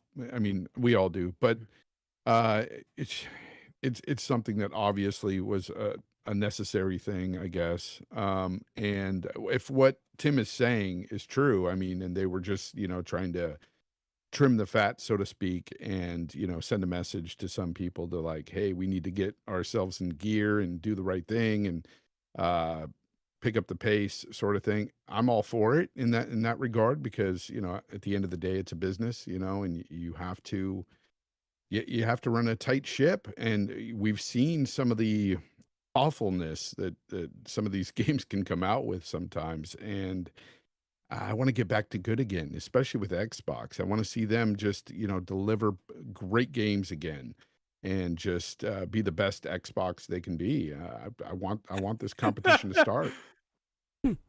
Yeah, you Sorry, laugh, but we're reading I'm the just being chat. honest. I know. I'm laughing at the "be the best you can be." It's like an army commercial. No, I mean that's. No, I know what that's- you're saying. I That's get the it, I get thing. it. It's like we've been struggling with this show for not struggling with the show, but we've been talking about the struggles at Xbox on this show for the last Long. 5+ years, and I'm ready to just be like, you know what? Just fuck all that. It's 2023. It's going to be a good year. We see the lineup coming out this year. Tomorrow, we're finally getting some dates. Let's be happy about that. Let's quit the talk about the layoffs and all that stuff. That's, I'm sorry. Bonds, how for come you. just because you're in a good Let's mood, everyone go. else has to be in a good mood? Damn it! Well, he sounds like me. I'm just kidding. For a while. I mean, listen, I agree with Fonz. I do think there is a time to say you beat a dead horse. I mean, listen, people say, "Oh, you guys are all shills." That's not the case. We've been very tough on Xbox, especially the last Yeah, we all are. 7 Very tough. months. Like very like people weren't happy with the delays and not playing big games for the whole summer and the whole winter and the whole holiday. Yeah, they got some hits in there, or surprise stuff like Pentiment and High on Life, but overall, we realize they have to improve. But if you also on the same foot, on the same logic, you do see what's coming ahead, and they have a lot slated. And you're not going to say, "Oh, it's all going to happen over again," because that's unrealistic. Realistically, the games are going to come out that they're talking about tomorrow, and that Starfield event in the next 8 months, 8 to 9 months. Xbox has been so bad. Dealer hasn't made a video in 3 months. Hey, has it been that long? Oh my god. Hey, actually, it's kind of. Oh jeez. I don't just want to put some bullshit out there every week just to have a video, but also there has been a few things, and I could have made a video, and I apologize about that for those that have messaged me. But again, Fawn, say Starfield with the weird voice thing. Oh shoot. Okay, Starfield. Hurry up! all right. Never played it, never they enjoyed it. want the strike. I have to add the echo here. Uh-huh. So let me do it. Starfield. There, are you happy now? No, no, I'm not. I'm not happy at all. You sound like Atriox. Not happy at all. Like the creepiest, not happy at all person ever. That's actually his real voice. He uses a modulator Yes. For the podcast, Right. but No. Again, no. It's yeah. I just add echo and reverb. Just do the whole podcast like this, please. please don't. Hey, Be like this. shout out to Papa Baco, $5 Super J says hit the like button, guys. He also says show these guys some love. Not too much though. We A little both bit. we got Chinook guy or Chinaki guy, as Zalker would say. You're Chinook. really bad at Chinook. pronouncing things sometimes, just like me. I really am. He should. He And I'm okay with that. What did he say? This should be noted. Microsoft laid off all of their HoloLens and VR teams. Really? Holy shit. Half. Oh, half. Okay, well, Oh. half right. And then also, David in the super chat as well. Thanks you for the $5, sir. Appreciate you. We're gonna move forward. We got plenty of stuff to talk about here. We should have moved forward sooner, but yeah, there were some Square Enix leaks. We talked about some of the Perfect Dark stuff. Forspoken is apparently trash. We talked about Fallout. We talked about Halo just now. And then we also got Microsoft basically having Sony go to court, right? They're getting a little payback, Hargy. You can read this next one. Oh yeah. Let's Yeah, hear so it. essentially, as part of, and this is what was not unexpected, since Sony is the main complainant here about like they're gonna die if Microsoft buys ABK, they said, well, fine, we're gonna subpoena your production schedule as far as what exclusives do you have, what are you putting out, and it will compare that to what we have and show whether it is actually going to end your ability to compete or not. Yeah. Right. So they're going to contest the they're- claims that they made. Exactly. So it's like, fine, give As us they the should. information about what exclusive deals you've got, third party, first party, and we'll see if it's impossible for you to compete in the market. Yeah. Right. And that's fair. That's fair. They open their mouth. So that's what you get. Yeah, they should have Talk to. about they're playing 4D chess, dude. Like, look at all the games they brought out, like Godfall, Forspoken. They're like, see, they They're failed. trash. and That's now we're probably why they fucked. did this. It was strategic. They're like, these games are going to Yeah. come out to be a 60. Jim Ryan knew it from the start, and this is kind of He going to saw counter it. Square Enix's the Forspoken. He's like, that looks like trash. We could Sign use them. that because we can Sign them. Also, Gonna need it. remember a few weeks ago we talked about an internal PlayStation employee QA that Jim Ryan basically was downplaying Game Pass, saying it wasn't a threat and that it's basically nothing. And while he's telling the regulators, "Hey, help us, it's Yes. no, it's going to end us." What does that say when the guy running your company or part of it is telling your stockholders, or at least saying this publicly, we're going to die if Call of Duty goes somewhere? Hmm. I know they lost some money there, but yeah, Potentially. Xbox. I mean, the thing that he said a few months ago, or like a couple weeks ago, or a month ago, or something like that, Jim Ryan was, yeah, like it's gonna be bad. Game Pass or not Game Pass, Call of Duty's gonna kill us if we don't get it and all that. But the other thing he also said is Game Pass isn't a threat because we've sold more PlayStation 5s than we did Yep. PS4s. And he's Yep. like, and that's with Game Pass, doing its thing. So we're not worried about Game Pass because we're selling more consoles than they're getting subscribers. Yep. And that is a fact. And that is kind of a fucking savage move, honestly. So Yeah, console only gives him a little bit of money though. I guess he spun it, right? It's his company, whatever, he spun it, but he ain't getting, they're not making hardly any money on the damn console at all. It doesn't guarantee them anything. well, it's Game about Pass is just a bringing people revenue in there, source. right? Yeah. It's about bringing people in there to get like the third party games. That's what he's talking about. Go And get some casual. that's and if you look at it like $500 compared to $10 or $15 over the course like, of he's a not- year he- or two or yeah, three. or four. over a course of since PS5 launched, right? No, I'm saying Game like- Pass is every month for years for a lot of people. PS5 they're making nothing on for once basically. Yeah, But I get what he's saying. you're He's spinning it, you know. I don't know, Jim Ryan. I can't stand somebody who tells on somebody and they literally did the same shit but way worse. That's what they did with Microsoft. They're going to kill us. They're trying to lock everything down, and they're sitting there locking all this shit down, raising the price of their hardware, their games. They're just pretending to be like Microsoft's so anti-consumer and to care about the gamers. Meanwhile, they're over there doing the worst that anyone has done. It's crazy to me. It blows my mind. Agree. But yeah, Zach, you got a point. You bring more people in that way. Yeah, that's the point that he was trying to make, is that, hey, we're not worried about it. And I think we talked about this a couple weeks ago. Is, I don't know, man. It's just kind of funny that, you know, we were all talking about, like, he was worried about Game Pass, like a lot of people were. But I think after the last 2 years and what Game Pass has provided and how many subs it's gotten, and Phil Spencer coming out himself saying, like, for Game Pass on console, I feel like at some point we've reached everybody we're going to, and that they want to grow on PC, and they're at, you know, they haven't even reported more than 30 million. You know, that's something to keep an eye on, to see if, like, Jim Ryan's looking at it like, well, that's the cap, because everybody's looking at it. Every market is. Every company is, right? That's what it is. Like, when somebody does something that you haven't done yet, you look at it, see the metrics, and you keep track of it. It's what smart companies do. So we'll see what happens. Sebastian Cooper says, yeah, Marlin Gaming says Microsoft, if Microsoft don't get Activision, they're nothing, basically. Who is that? Oh, that's that guy. It's a rap Marlin. Guy. Yeah, Marlin, okay. yeah. We've Marlin's actually pretty cool people, man. Top quality. There you go. That's the guy. Oh, man. You know what? Shout out to Marlo. He's not a bad guy. He's a good guy. I don't think it affects the console. I think it affects mobile and PC. Do you agree with that, though, Fonz, that Microsoft for nothing if they don't get Activision? Of course. No, you know, they got freaking Bethesda, man. I'm happy. Bethesda is, dude, all the studios that ZeniMax brought them are just incredible. I'm happy with that. If this deal doesn't go through with ABK, it'll disappoint me a bit, because, you know, I thought this would be great for competition's sake, for us gamers. But at the end of the day, I'm not going to cry about it if it doesn't happen. If it doesn't happen, it doesn't happen. We still got some great games coming from Xbox. The team's there. Dude, I'm not worried about it. Not worried about it at all. Not at all. And there's like you said earlier, there's a lot of good stuff coming out this month. The Atomic Heart previews are coming out. That game looks fantastic. I mean, it looks phenomenal.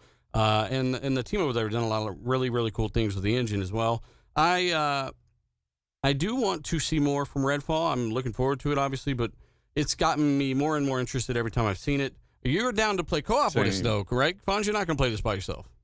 I'm going to play it by myself, but I will jump in and out, you know, with you guys, because the thing that sucks about it is if I jump in a game with you guys, it doesn't progress my game. Yeah. And, you know, that kind of thing. I hate that. And you only get like the resources or the loot and all that crap. Yeah. And so for that, and honestly, the fun factor, I'm going to jump in with you guys and have some fun. But I will play this primarily on my... How come you can't complete games like you used to? Like they used to be able to run through this shit together, and the story missions would count for both. And yeah, what is holding them back? Right? That's probably the Series S. I was just gonna say that. Fuck. Jesus. You know, no, obviously not. You did not. You know, it's just weird. There's got to be some kind of technical issue. Games like that, I think. Saints Row's the same way, and I think Dying Light 2 was the same way, where you can't progress together. Far Cry 6 is the same way. Far Cry 6 is the same way. So the workaround of that is that I just schedule with my buddies. Like we're just like, hey, we're gonna play this time, and we don't play without each other, and that's especially if we want to play it full on in co-op. But like, so how if you beat it together, the host gets credit, not you. Yeah, that's the problem. That's what you don't get achievements or anything. I think you get the I don't know if you get. I think you get the achievement. Like, why not give you the save to let you continue from there by yourself? That's what I was gonna say. Like, I think you do get the achievements. I know what you're saying. The progress. That's if you go and make your own game. I'm saying that's why we plan it where we just play together, and whoever started it, or me or my buddy, we just use their save. We just use their save and go through it together. Yeah. Yeah. Well, that's the thing. You can't even take, like, I mean, you say you pick up a cool gun or you get a cool ability, you can't even take that back to your save. That doesn't. You might be able to. No, you can't. They literally said you can't. Nothing progresses back to your game. So everything you do stays within that save as well. I think whoever's hosting the game, their progression obviously goes forward, but yours doesn't. This It's is a bit a annoying, four-player co-op game. This is what it's being marketed around, and you're telling me if I find a gun in your save, I can't come back to my world and still have it? Nope. What about resources even? Trash. Probably not. Nothing. What a fucking miss. We got didn't we get resources and stuff with State of Decay too? Yeah, you got to keep your resources and all the stuff you found. You put it in your save. Yeah. Chat, somebody look into this more, because this seems nuts to me. If that's the case, then that's. I think I don't know. I didn't hear about the gun thing. I thought you keep the treasures you find. Yeah, that's what I thought. Guns and stuff. That's what I thought. Risky. Somebody says that you get all your guns and abilities. Risky. And loot. Why you telling fibs? You just can't progress the story. I'm flagging. I'm snitching. I'm flagging. I'm snitching. And at least that's a good benefit. Look, I could be wrong, man. That's the way I read it. Here we go. I could be wrong. Never played it. Never enjoyed it. Never played it. Never enjoyed it. Never I read the article because it was in an article they were talking about anything that you progress with, you cannot take back to the world. I bet you that was their words, though. The article people, probably. Because it does seem a little weird. And that's what I'm saying. That's mind blowing if that's true. Because I figure you at least be able to keep the loot and the resources. I mean, at least. Couldn't you keep everything, including story progression and battle, like Borderlands? Like everything just went across. Like, why can't we just do that? Like, this is what it looks like. It looks like an open world Borderlands game. I'm excited to experience the story and everything within the game. So, and all the exploration and stuff, it seems like it's going to be a lot of fun. It's so much better. When I originally heard about this game, and for months, man, even for a year, I've been thinking this is more like Left 4 Dead than anything else. Even though they said you can play it in single player, I was like, yeah, but you're going to have AI with you, and it's not going to be as enjoyable.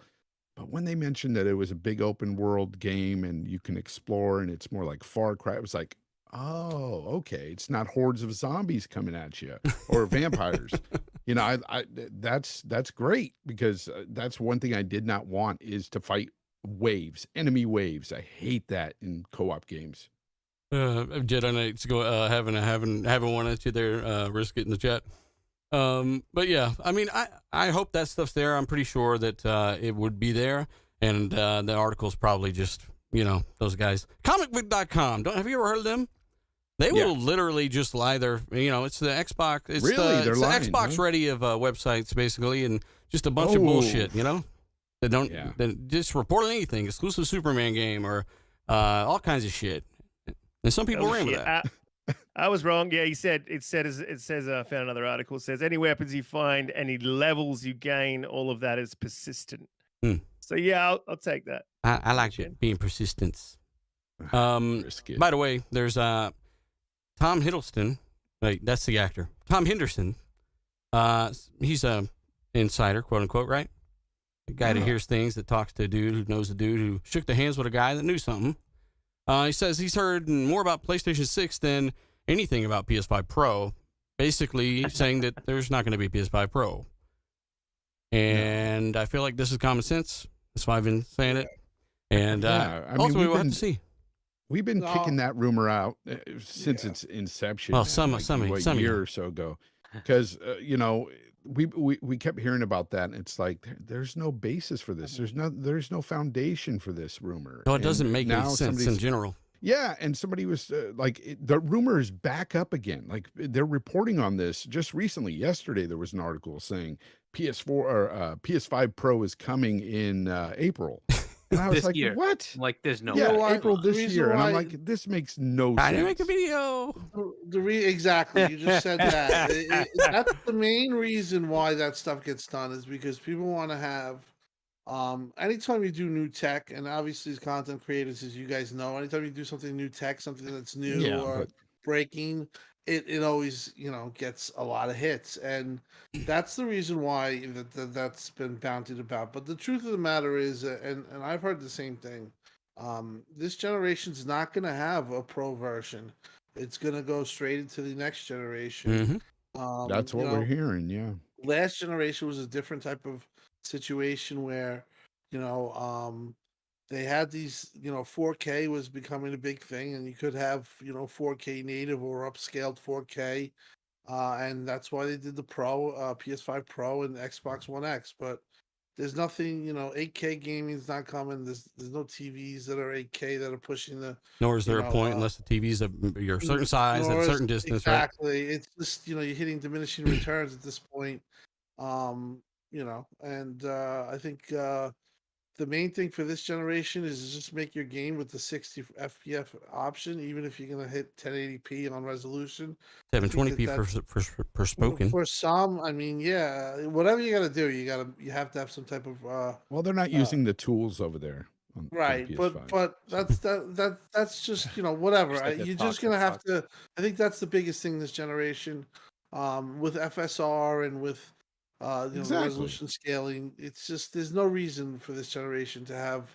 I hate to argue with you guys about this one, but I'm going to throw my hat in the ring, man. I think there is a reason we're not getting 4K, 120 FPS. There's plenty of reason to do a PS5 Pro, and the main reason why I think that they would do it is that Xbox does have the power narrative, and I think PlayStation doesn't like that. But that's still not enough power to run any really demanding game or beautiful game at 4K 120. It's true, but also I think that PlayStation's big on the money, right? And they sold those PlayStation Pros. They don't make any money on the console hardly. Sometimes they take a loss. Most of the time, actually. Well, if they raise it by $50, they are. Well, shit. And they already said I know it's bullshit. Because they're coming out with a PlayStation that doesn't have the disc drive, and they're going to sell that separately. That's going to sell make their money. They're going to make their money because they're going to sell that console, that digital console, at $500. Mark my words. I don't think so. I think so. I mean that 8K sort of thing where you're saying that was the reason there's 4K TVs. But like we're not getting 120 FPS out of the consoles. But we're not even getting 99% of TVs that are 4K don't do 120 frames at 4K. Well, that's true, but we're not even getting 4K 60 in many cases. But developers are not even launching the games that are complete and optimized. We've seen this over and over, like with games doubling the resolution a month after launch. No doubt. You know what I'm saying? No doubt. I'm not disagreeing. I'm not saying that developers aren't optimizing the game. If they're not doing it for this now, why are they going to do it for that? If you give them more overhead, they don't have to optimize the game, right? That's never a good solution. Better CPUs, better GPUs, right? Like it kind of gives the developers overhead so they can be, I'm not going to say the word, but I am going to say the word, lazy if they want to do, or whatever they want to do. But they're already doing that. Yeah, but if you give more overhead, then we might get better performing games. You know why they're willing to do it though? Seriously, is because the PlayStation gamers don't care about power. Apparently, they say it all the time, and and they're so proud of all their games that some of them, and we got to be honest, some of them do perform better than the Xbox versions, and so they're not worried about the power deficiency there. They're just not, and Sony's not either. Question, would you? They're not going to have a Pro. If they, I know you wouldn't, but like, guys, would you pay for a Pro if you knew you were going to get 60, 4K, almost not in April of this year? I'll tell you that. Not in April this year. Yes, the hardcore would probably adopt it, right? Yes, 2 years. Honestly, as a hardcore gamer, yeah, because I like the new tech. But at the end of the day, I need to see what they've already promised. Uncompromised 4K 60, the standard. So if they're going to be like, oh, here's a new piece of hardware, but we didn't 4K even 60 was not the standard. Well, no, that's literally like 60 FPS. That's what Aaron Greenberg said was for his the standard for their games. Yeah, first party. so for their games, I get it. And then that's what I want to see. I want to see those things be utilized even more. I don't want to see 30. I don't want to say 1080p. I don't want to see fucking Forspoken at 720. Yeah, like this is like little things like that need to be promised before. Aaron Greenberg wasn't up there talking for Square Enix or developers. He was saying for Microsoft, 60 FPS is a standard. Every one of their games has come out at 60 FPS on both their consoles. What happened? Oh, I thought you just crashed. Oh, dude. yeah. You just stopped talking. It was just like super. No, super I was just saying that, Greenberg speaks for first party. He was saying the standard 60, every one of their games so far has launched at that frame rate on both consoles. And I like that. But at the end of the day, I'm saying just in general. Yeah. This doesn't have to do with just first party. This has I know to do with you just brought in Greenberg. That's why I was saying that. No, I'm saying that's the standard. Obviously, we can't judge anything because they haven't released anything. Shout out to Greenberg. Womp. So yeah. But if it means developers don't have to optimize games, which they're already not doing. I mean, like Plague's Tale, Gotham Knights, 720p spoken, like all these I these just don't games see that would run Arista at as being a 60. good enough answer, right? Because look, it takes billions to create these things. Yep. Is it really worth it because some developers are lazy? I just don't see that. Like, and if they're going to make something, it would have to be like 20, 30, 40 teraflops to actually make a difference. Why would they do this? Yeah. It just doesn't make sense. Well, to me. and it's not that. Doesn't make And sense. when I said lazy earlier, I know you didn't mean it that way either, Hargy, but I'll say it because if you don't say it, you said it on the internet, right? We're not saying all developers are lazy or any of that No, stuff, yeah, but a lot of exactly. times it's resources, it's time, it's really the upper management or executives Yeah. that fuck stuff up, you know. So they do make it pass later on for a lot of these games. That's good to see.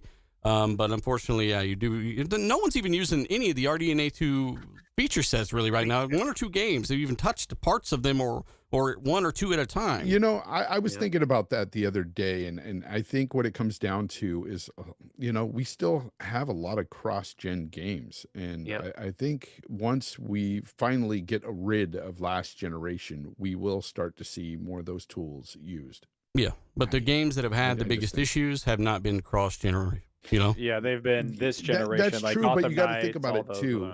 They started, but Gotham Knights started as a cross-gen title. but Did Plague Tale Forspoken? didn't. Yeah, Plague just Tale Plague did. Tale. But some of these games started, you know, they were in production before these consoles were even out. Well, So- obviously. So I'm just saying, like, give it time. I think that they will start to use these tools. Yeah, we agree. We never And thought I'm that it would talking take this about long. PlayStation 5 too, just in case I get clipped there, PlayStation guys. I'm speaking on PlayStation as well. You know, they're RDNA 2 as well. You know, I thought it was RDNA 3, and It was basically it was RDNA confirmed. 5, It was whatever it is. it was confirmed to be like 1.5 basically. It don't have all the RDNA2 features. It doesn't- But you know, at the end of yeah. the day, it's a great machine. They're charging it too much for it though. $500. No. 550. Yeah, Remember? 550 now. You're super fucked. So go ahead and Yeah, defend that. and that's clip why me I and said fuck you. that. That's why I said when they take the disc away, they're I going to can't charge stand some of these guys. 500. I mean, Trust me, bro. When they take Yeah, the they disc are. away, it's going to be 500 because it's 550 now.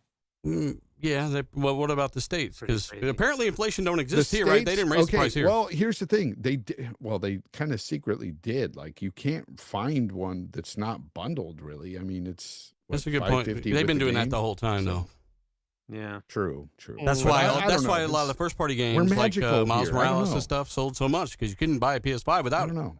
I don't know. We're magical here. Something different out here. I don't know, man. It could be hopium that I'm just like, give me a console that can run a damn game at 4K 60 because that's what you promised me. That's what I bought the Who damn promised you? consoles for. Well, it says it on the fucking Oh, box. they did. Right. They did talk about ray tracing too, and that's It literally said it on the box, and I was Yeah. like, It says, Fuck "I yeah, promise this is you gonna that be this will the run game. everything at 4K 60." Yeah. well, you read it on the box, like what No. That's not how this works, okay? And plus, as we've been saying, like, or as I've been saying for years, like, resolution is not the name of the game anymore. Like, you can fake this shit. Fortnite is reconstructed, like, fraction of 4K. Can you Yeah, tell? it never drops frames. It never drops frames. Well, I don't. What is the, I what don't. is the I name believe of the that's game? server What related is the because I name don't of the drop game? frames with Because Fortnite. frame rates isn't. Yeah, I don't drop frames with Fortnite. I've never noticed No, I'm frames saying, off of Fortnite. like, what is the name of the game then? Like, is it like not resolution? Is it? It is it 2 or 3 games FPS? doesn't mean that frame rates have not improved over the generation vastly on pretty much every game. Definitely, but like if developers are struggling to utilize a fucking CPU, like and GPU, I mean, you like with the Gotham Knights, they were using 20% of 2 of the GPUs in like, or 4 of them actually, and of the 8 cores, and the other 4 were using 70%. Like, yeah, I mean, probably a PS Pro is not going to fucking help, but like, where the fuck are we at with like development? If that's where we're at, the CPU would have to basically be the same anyway because that's game design related stuff. So you don't want to have to remake a game again for different hardware. Exactly. Not that that's the game's problem. The game's problem isn't it doesn't have enough threads. There's 16 threads is in 2. There's no game out there in the world that is maxing something like that out in any real situation. Sorry, just doesn't. Yeah, that's just an engine issue, right? And like these are new consoles, they just have to optimize for those. It is what it is, and it happens every gen. The beginning years, they're not that good. Later years, they're really good. They can extract every bit of power, right? This is just normal. True. Yeah, it is true. It is true. But I mean, it's something that we've seen less of due to like 360. They were pumping out games left, right, and center. I mean, this generation's been slightly different. We got hit with the pandemic, so it has been slower. So I understand all that, but I Like I kind of see PlayStation doing it, man. And if PlayStation does it, I think that Xbox will do it. But And you're allowed to have that opinion. That's fine. Yep. Yeah, And I you're agree with that, delusional, Riskit, if they but do it. okay. Xbox has to respond. That would suck though. I like 3 different consoles for the They're same not going to gen. respond. Like, I mean, here's another question. What about the S? Do you think they'll get to a situation in the middle of the generation where the S requires a bit of a beef up? Like, where do we end up with that? Well, software. Just like, again, the software is going to go way farther than the hardware ever will. And we've seen it, again, in a lot of ways in every single generation, every single year. Even Sony's developers saying they couldn't do shit on last-gen hardware that they managed to do, a few years later. So it's just basically all the same shit I already said. And from a potato to a sweet potato. A sweet potato with some Potato stuff on to a it. tomato. How about that? Chat, let us know what you think about sweet potatoes. Thing, right? So that's Sweet gonna potatoes are nasty. Hey, there's still 1,200 people listening to us talk about sweet potatoes. We appreciate you guys listening. Hit the like button. Tell everybody we're live. We do appreciate it. We got some better topics. And speaking of that, Microsoft not responding, they did respond to fake Gears of War leak. Which, yes, Michael. Yes, they if did. you can afford it, trade in your Series S for that Series X if you can get it. I would. What fine shit? Zach, or I don't know, Zach, you want to handle this one? There's I got a big quote from the site there. Oh, I don't see the quote, but I can It's talk in about the leak. quotations. Oh, there it is. Sorry, scroll. So basically, there was a new Gears rumor that's been going around for a very long time, talking about the Gears Collection, Ultimate Collection, so they can put it on PC. Anyways, last week, the Xbox Era podcast opens the claim that they received new materials indicating 2 Gears of War projects were in the works, a Gear of War collection, and a new mainline Gears of War game. The podcast claimed to have a logo for each of the new projects, but earlier on January 24th, Xbox marketing director Guy Welch responded to the write-up of the podcast indicating that the logos were fake. And he actually did post on Twitter saying that this is fake news. So I find it hilarious because this has been something that's been around for like 2 years or something, or like a year and a half now. Like the Gears collection has been a thing for 10 years. Like people have been asking and talking about something like 10 this. years, really. But yeah.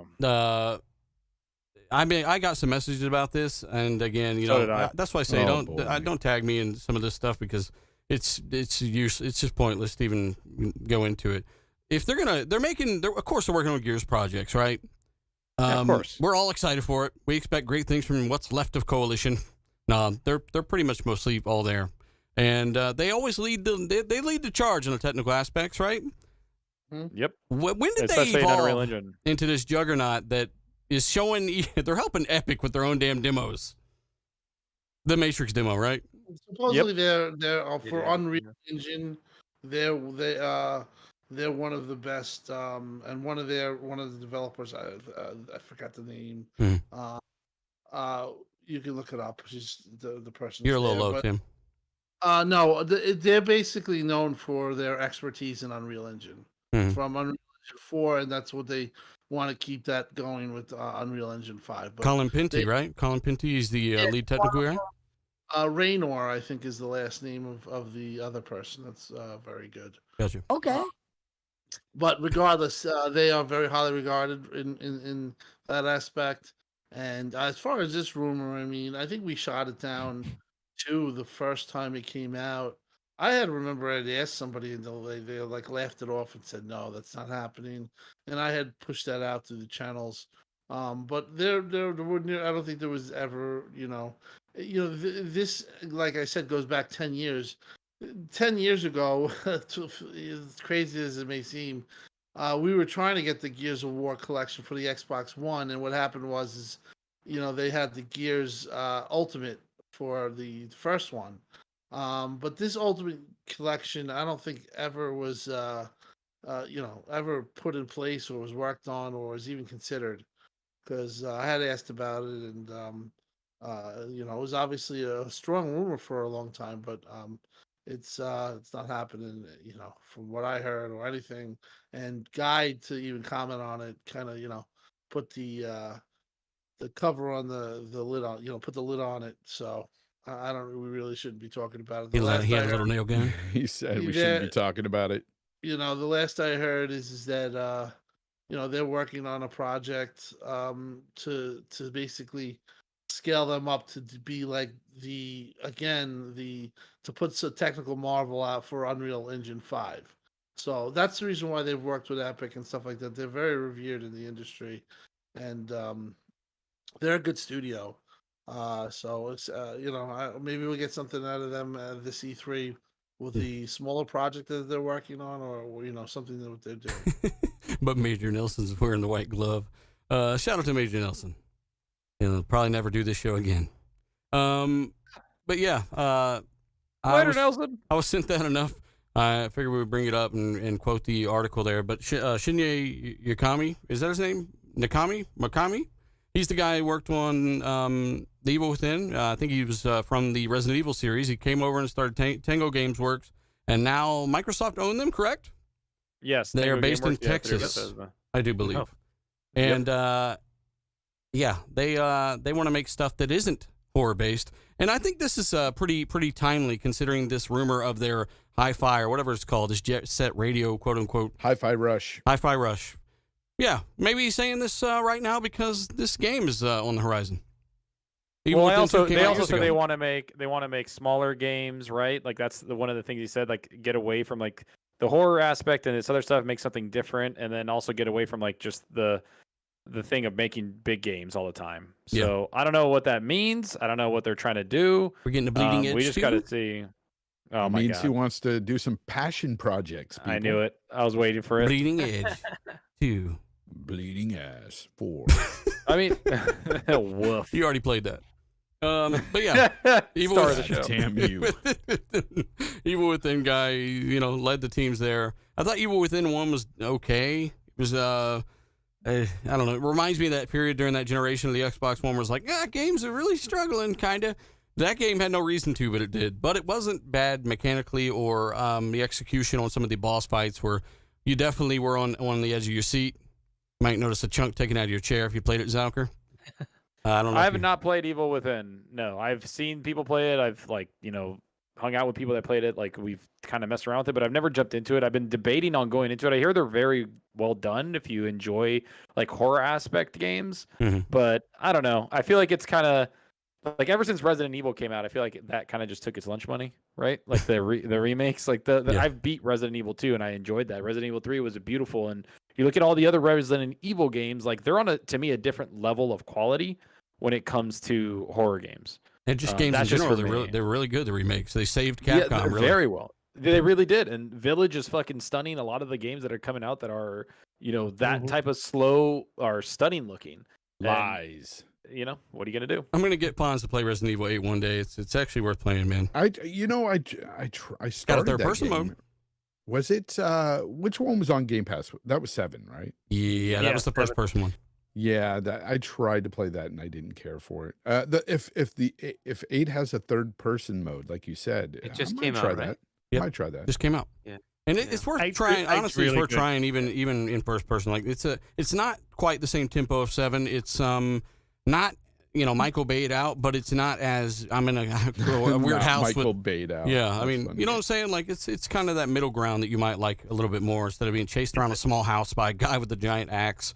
Or shovel, whatever it was. Yeah, it's a lot bigger. I don't like the first person. I wasn't getting in with the first person Resident Evil. I didn't really like 7. Like it was good, and I could see how it was good, but it wasn't really my bag. But 8, Same. I really liked. 8 was really good, man. Yeah, that kind of got me, man. It's like beautiful game. Got a little bit weird at the end, but like good game. Yeah, it looked really good. People don't talk about it enough, but it really did look good. We're running along here. I do want to talk about the Forza details dropping soon. So not only are they doing the direct, right? They're having something on Thursday, January 29th. You tune into the Forza Monthly, and they're gonna have features from all new Forza Motorsport game there, and that's gonna be cool. Yeah, guys. Forza Horizon. Oh, and real right? quick too about Forza. There was that rumor going around, and I don't know why, but it was circulating that they weren't going to show gameplay at tomorrow's show, but they're most definitely showing gameplay at tomorrow's show for Forza. Yeah, they even said it. But yeah, there was a rumor. I don't know if you saw that on Twitter and everything. People were saying they're not even going to show gameplay. Yeah, they're showing gameplay. Yeah, it's just because someone says something, you know? Yeah, it's weird. It's weird how that happens, right? Mm-hmm. I like it. I like those random rumors that just get thrown out there. It's beautiful. Hey, Tim Dog, speaking of rumors, let's talk about the opposite of that. Let's go into some numbers real quick. Numbers. Some financials for those that are interested in the calculators. I thought you were asking them to count sheep because that's what I'm gonna be doing during this segment. No, revenue was 52.7 billion, right? Yes. Increased overall 2%, but you know that's the good side of it, right?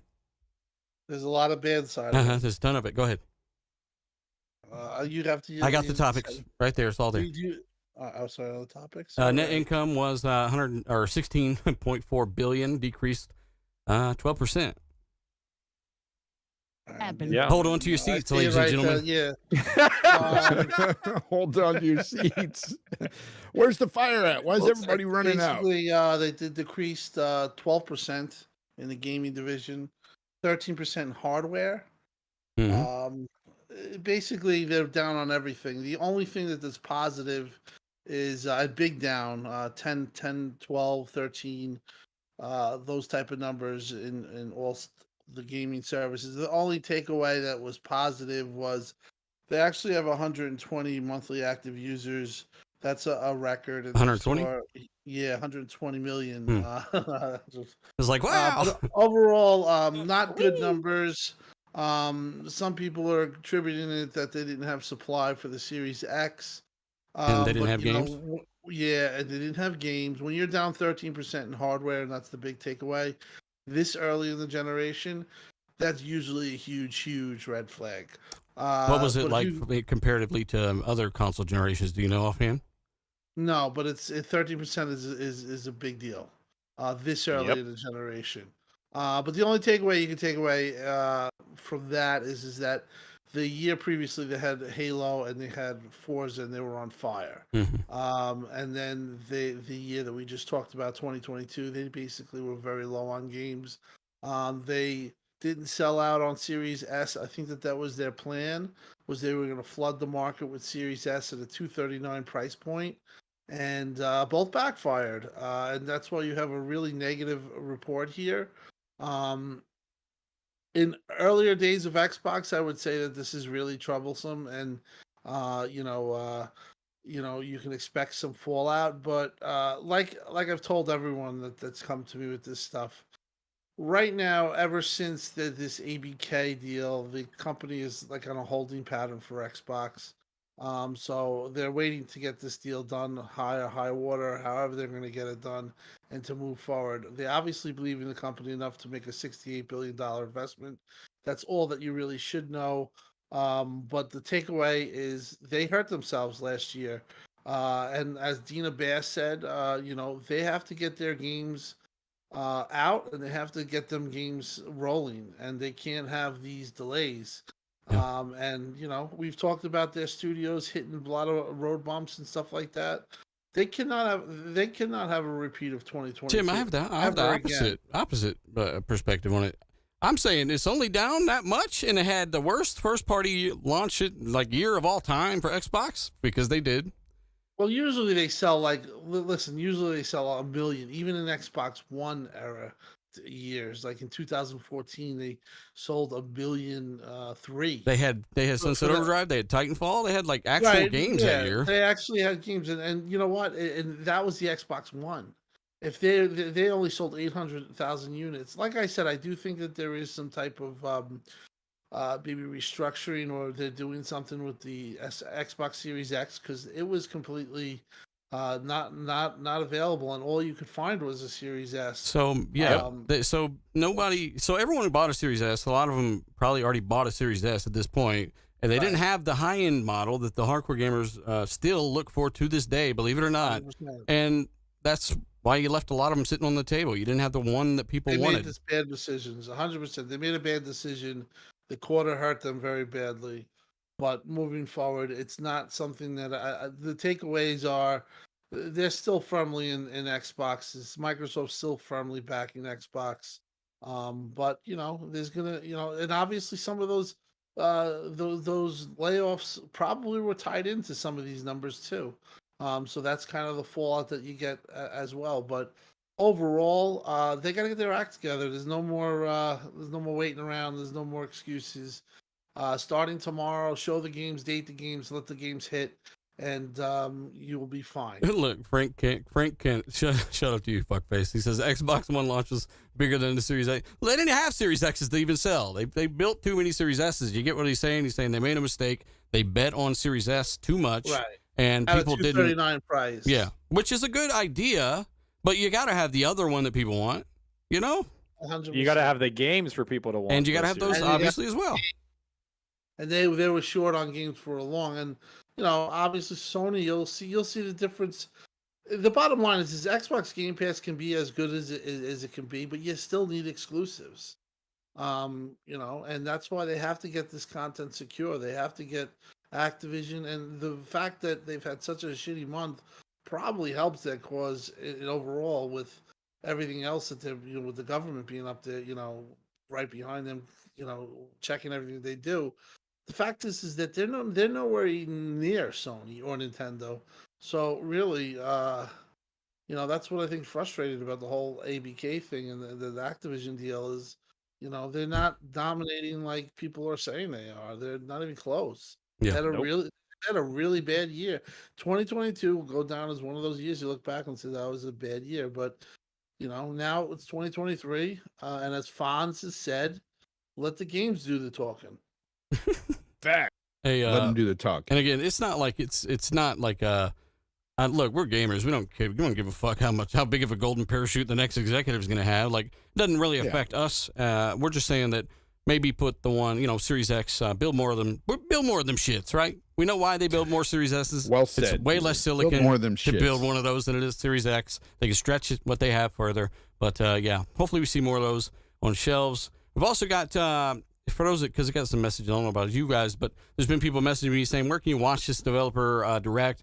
The same place as always. Like, we've got YouTube. 12 p.m. Pacific time, 2 p.m. In Mexico City.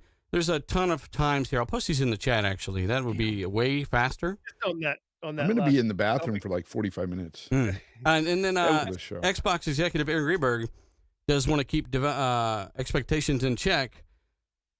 What is it? Why would he say this? Don't we already have an idea of what's going to be there and what's going to be shown? Why would he need to say that, Fonz? Because there's still people out there that believe for some reason that they might show a surprise or two, and there might be a surprise there. Well, it's not even a surprise. The cat's out of the bag. Hi-Fi Rush, that game.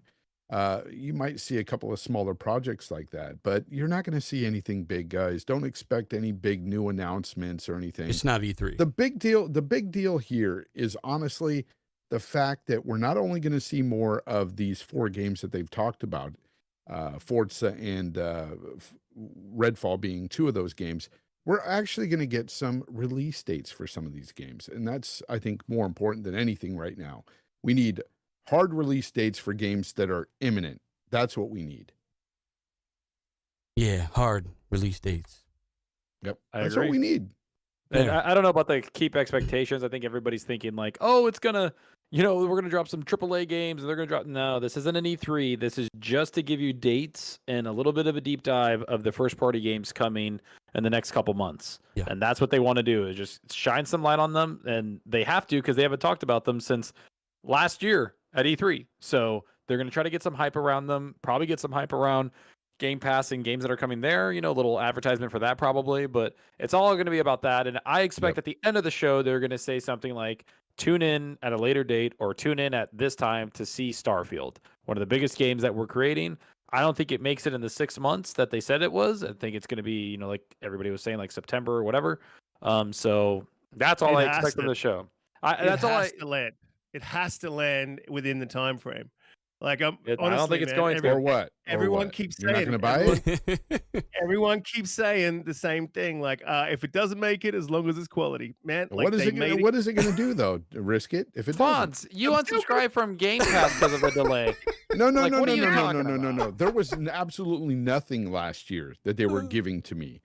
We have Starfield coming this year, right? And we have all those other games too we've already talked about. But Starfield in itself, even if it's delayed a few months, How is that going to affect you? Me? Yes, risk it. I'm gonna be pissed, man. Like look, at this point, like I'm one of the biggest Xbox fans out there, right? Look, but at this point, I'm getting pretty sick and tired of being told things are gonna happen in this time frame, and we're gonna deliver this, or we're gonna do this, and then I'll it's agree not with that. happening. I'll agree with that. And if look, they lost momentum in 2022. That's horrifically bad for them, like as a business, but for us as well, we got nothing out of it. Like we got no games. They lost their momentum. They need to pick up their momentum early in the year. And what better way to do it than with Starfield? So look, look, it has to be quality. Do you want me to tell you why I don't think it'll hit June? You want me to tell you? Because it's summer. It's right at the start of summer. And what happens in the summertime? Typically, a lot of people go on vacation. Maybe Xbox is feeling freaky and they want to drop it anyway. And look, I get that, but I think it's a different landscape than we've had traditionally. Like now, like Game Pass has sort of changed the game a little bit. I don't think that they try to hit those holiday sections like they used to. I think we've seen that like in the last few years, they've really started been throwing games like sort of everywhere, and not just little indie games, like big releases where we wouldn't normally have seen them. I mean, February, I think, is traditionally a pretty dead month normally, and we've seen February's getting absolutely slammed. So, I mean, that to me is kind of out of the thing. Another thing that people keep saying is like Zelda Breath of the Wild might push it away from June or so. No way. No, that's May. I don't see. Oh, sorry, May. I don't see that either. I think the best way that Xbox can step out this year, and if it's ready, I mean, there's talk of like, oh, we can't put it here because it'll do this, and we can't put it here because it'll do that. Like Starfield is the main event. You put that game where you want to put it, and then you work everything else around it. You don't move Starfield for like another game. And don't get me wrong, Redfall to me is the game that I want most, but I note Starfield is the game that they have. It's on the fucking box. Like you don't move Starfield for other games. I don't even care if it's Diablo. June does 4, have Diablo. It has Street Fighter. 4. It has Final Fantasy 16, which are pretty big games, right? Can't say those are small. I mean, I'm not saying I don't agree, put Starfield there. I'm just saying that June is an okay month. It's like it could be a good month to release. Back in 2015, Arkham Knight launched in June and sold a shit ton. It's like one of the best-selling games of that year. July, August may be bad, but yeah, like, I agree with Risket. I said it before. Same thing. You know, shit needs to get out of Starfield's way, and Starfield has an advantage that other games don't have. All those games you named, there are big games coming that month, but none of them are on Game Pass. And what are these games competing for? They're competing for your Diablo time. will be. We'll see. Yeah, but I like the going against Final Fantasy. I like that one. Right, because that's going to be a PS5 exclusive. Boom, here you go. You got an Xbox exclusive right next to it. I'd put it on the same date. Yeah, no, that's cool and all. But here's my thing. If the game is ready, yeah, by all means, put it out in June. I'd love it. Put it out tonight, damn it. I'd love it. But if it's not ready, don't force it out because people are crying. Don't sit there and push it out and say, well, we can put it out now and just patch it later, sort of thing. I don't want that crap. I want it as polished as it can be. We've been told it's ready. What I need. Like we've been told many times. Like Todd Howard himself said but he's also stated it's in the polishing phase. And yeah, I'm saying, mean, like a game considered the polishing phase for almost forever, right? No, no. It's usually the last 3 to 4 months of development. But I get what Risky's saying. Like you obviously want to hold them to an expectation that they set, right? And they did say the 12 months. And, I guess I'm not as bothered by it because I didn't expect it to hit in the 12 months from the beginning. The show that we were doing after that show, I said, I don't think it's not. Okay, but what's worse? What's worse? Starfield dropping in June and being a complete shit show, or Starfield dropping a couple months later? Let me know if that sounds familiar, though, because it's literally polished. what I said a week or two ago. Like, we want a quality game. That's what's going to stand the test of time over everything else. Right, but we shouldn't be defaulting to that. That's the thing that I keep saying to this, to that answer is. So what's the solution? What's the alternative? We should expect Xbox to deliver on what they have said they will deliver on. Exactly. We expect that from every game, but we're not getting that lately, and that's my worry. But I'm saying you should want them to stick to their word, but you should also want them to give you a finished product for your money.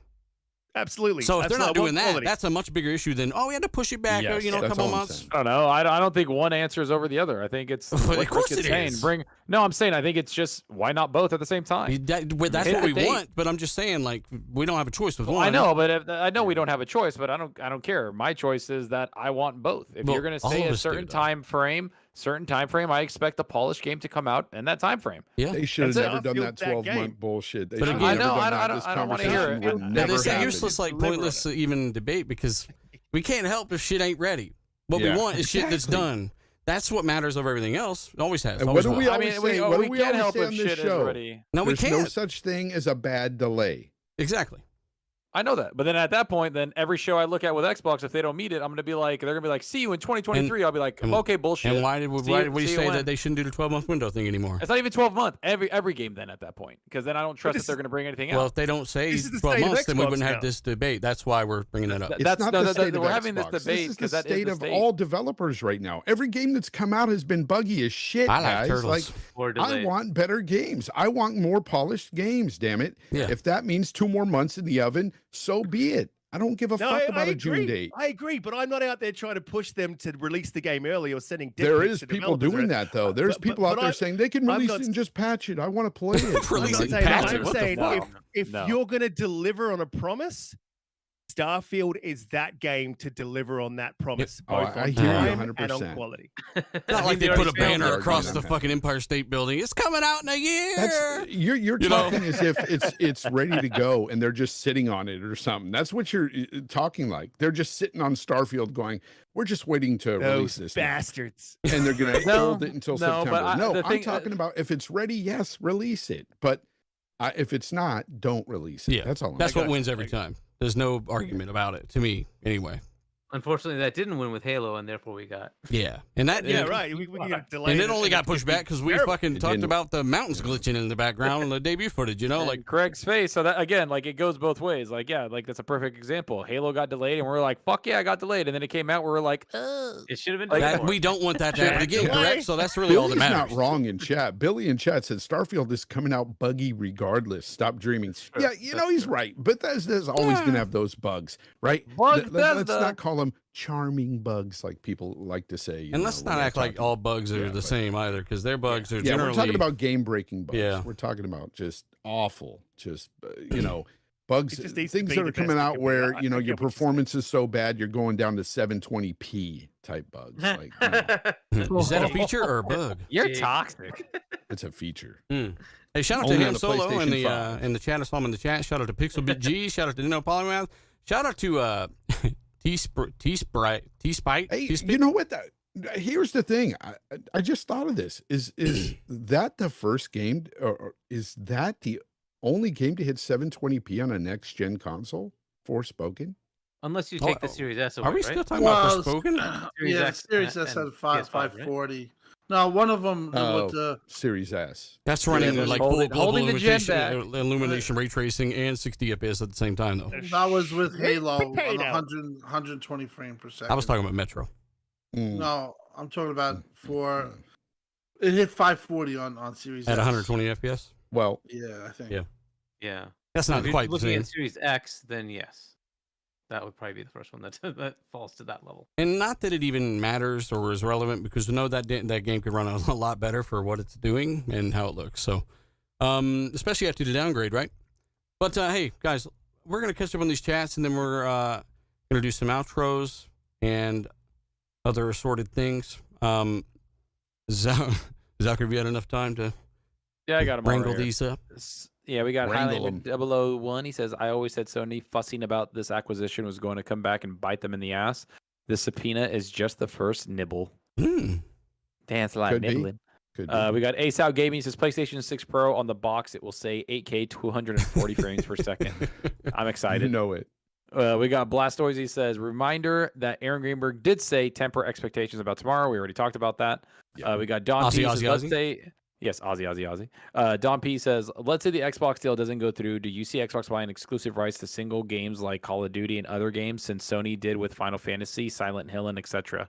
Yeah, if it don't go through, It is what it is. Like I said, I don't care either way. At this point, I want this to be over. And that's $70 billion they can slap into something else or some actual. I think they could get a much better acquisitions for the same amount of money. Just my opinion.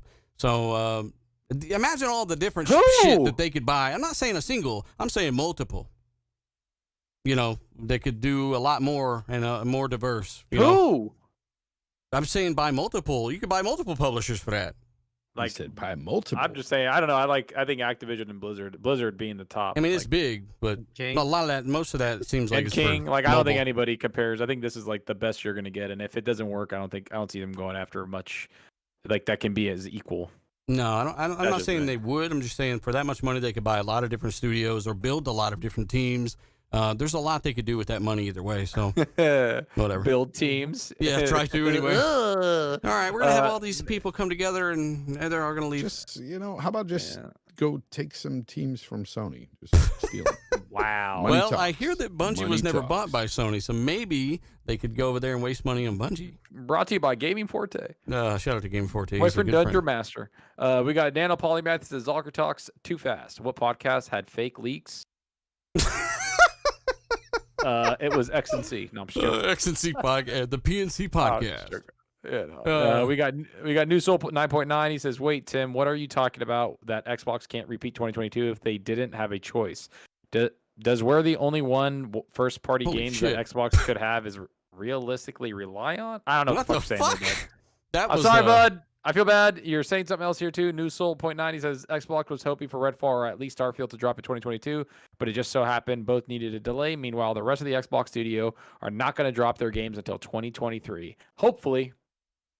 Well, good to know that New Soul's the psychic and doesn't know what a comma is. No, shout out to you, buddy. Thank you. Just New kidding. Soul put another one. Hey, Zalker. Sometimes you can't get both things in life. Don't be ignorant. I can set expectations about something, but things can happen. That's life. Yes, Facts. congratulations. But That is- sometimes New that is Soul, life. you can Makes get sense. both things in life.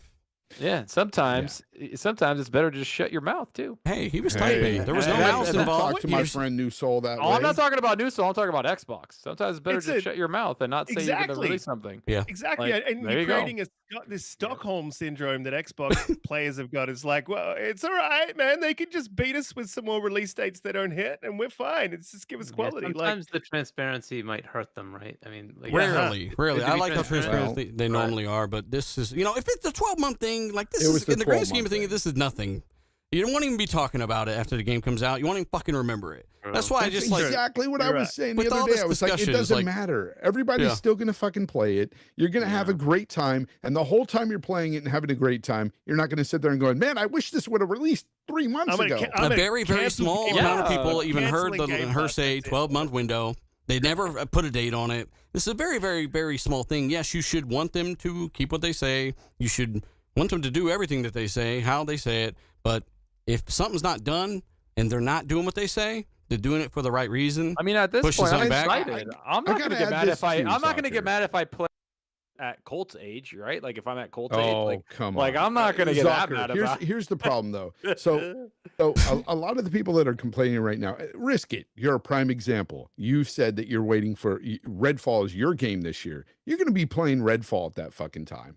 Don't tell me you're going to be like, oh my God, where's Starfield? No, you're going to be playing Redfall, dude. Listen, So is the, a lot the of other geeky people. nerd said it the best. He said transparency hurts if it's not the truth.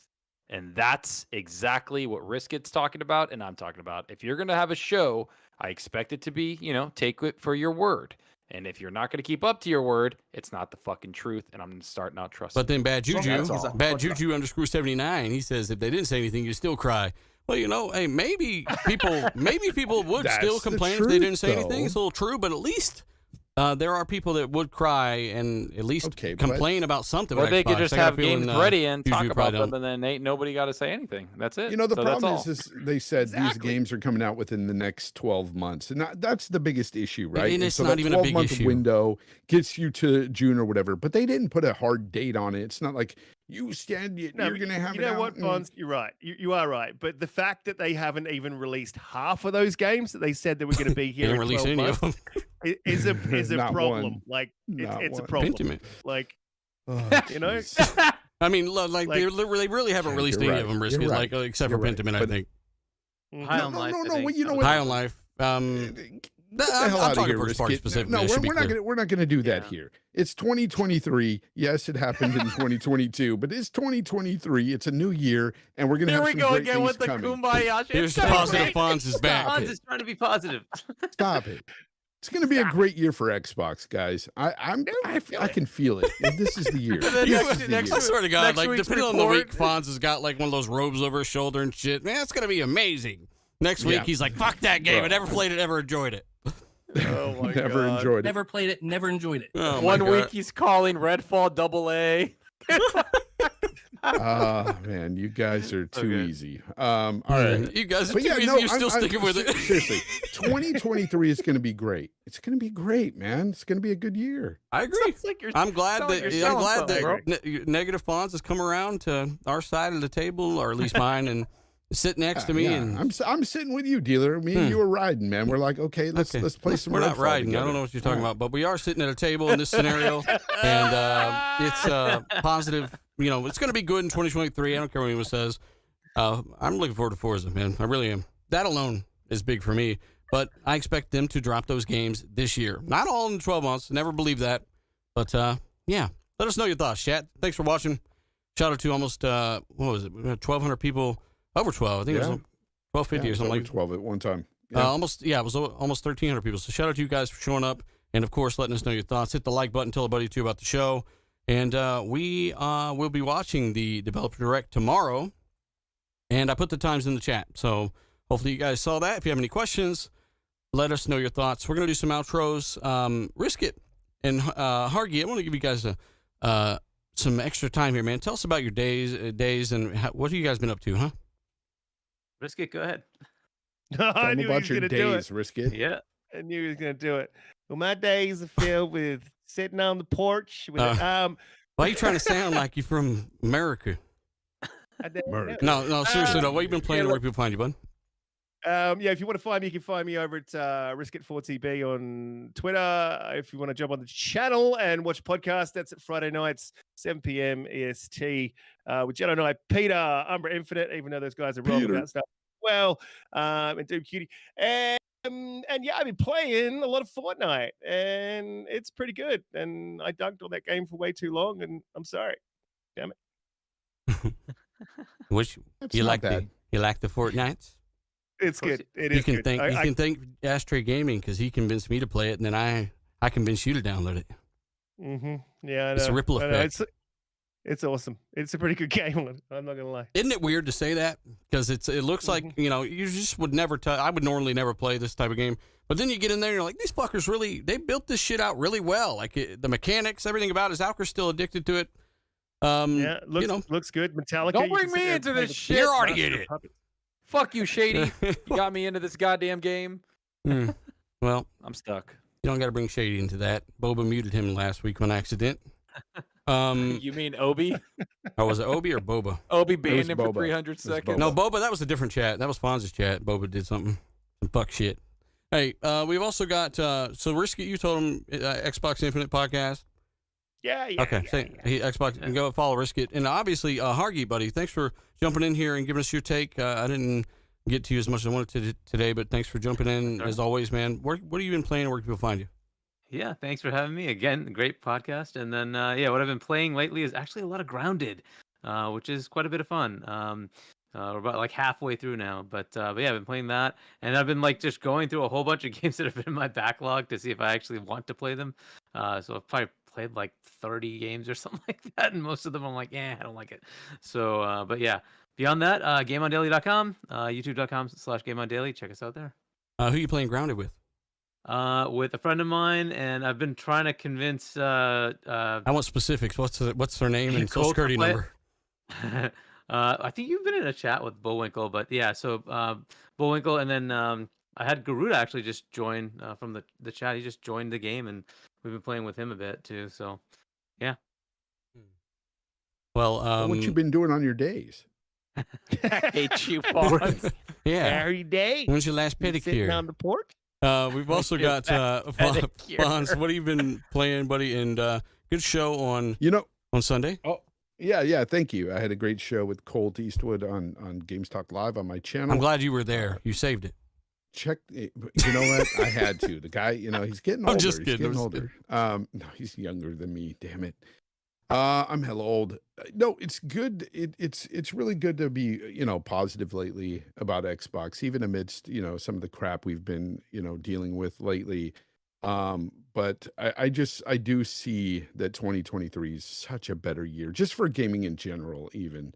But Game Pass is looking so good with so many different games. And I'm not talking about just first party, but the third party offerings too. Wolong, Stalker 2, Atomic Heart. These games are going to be, it's going to be a lot of fun this year. I can't wait to jump in, especially after the year we just had.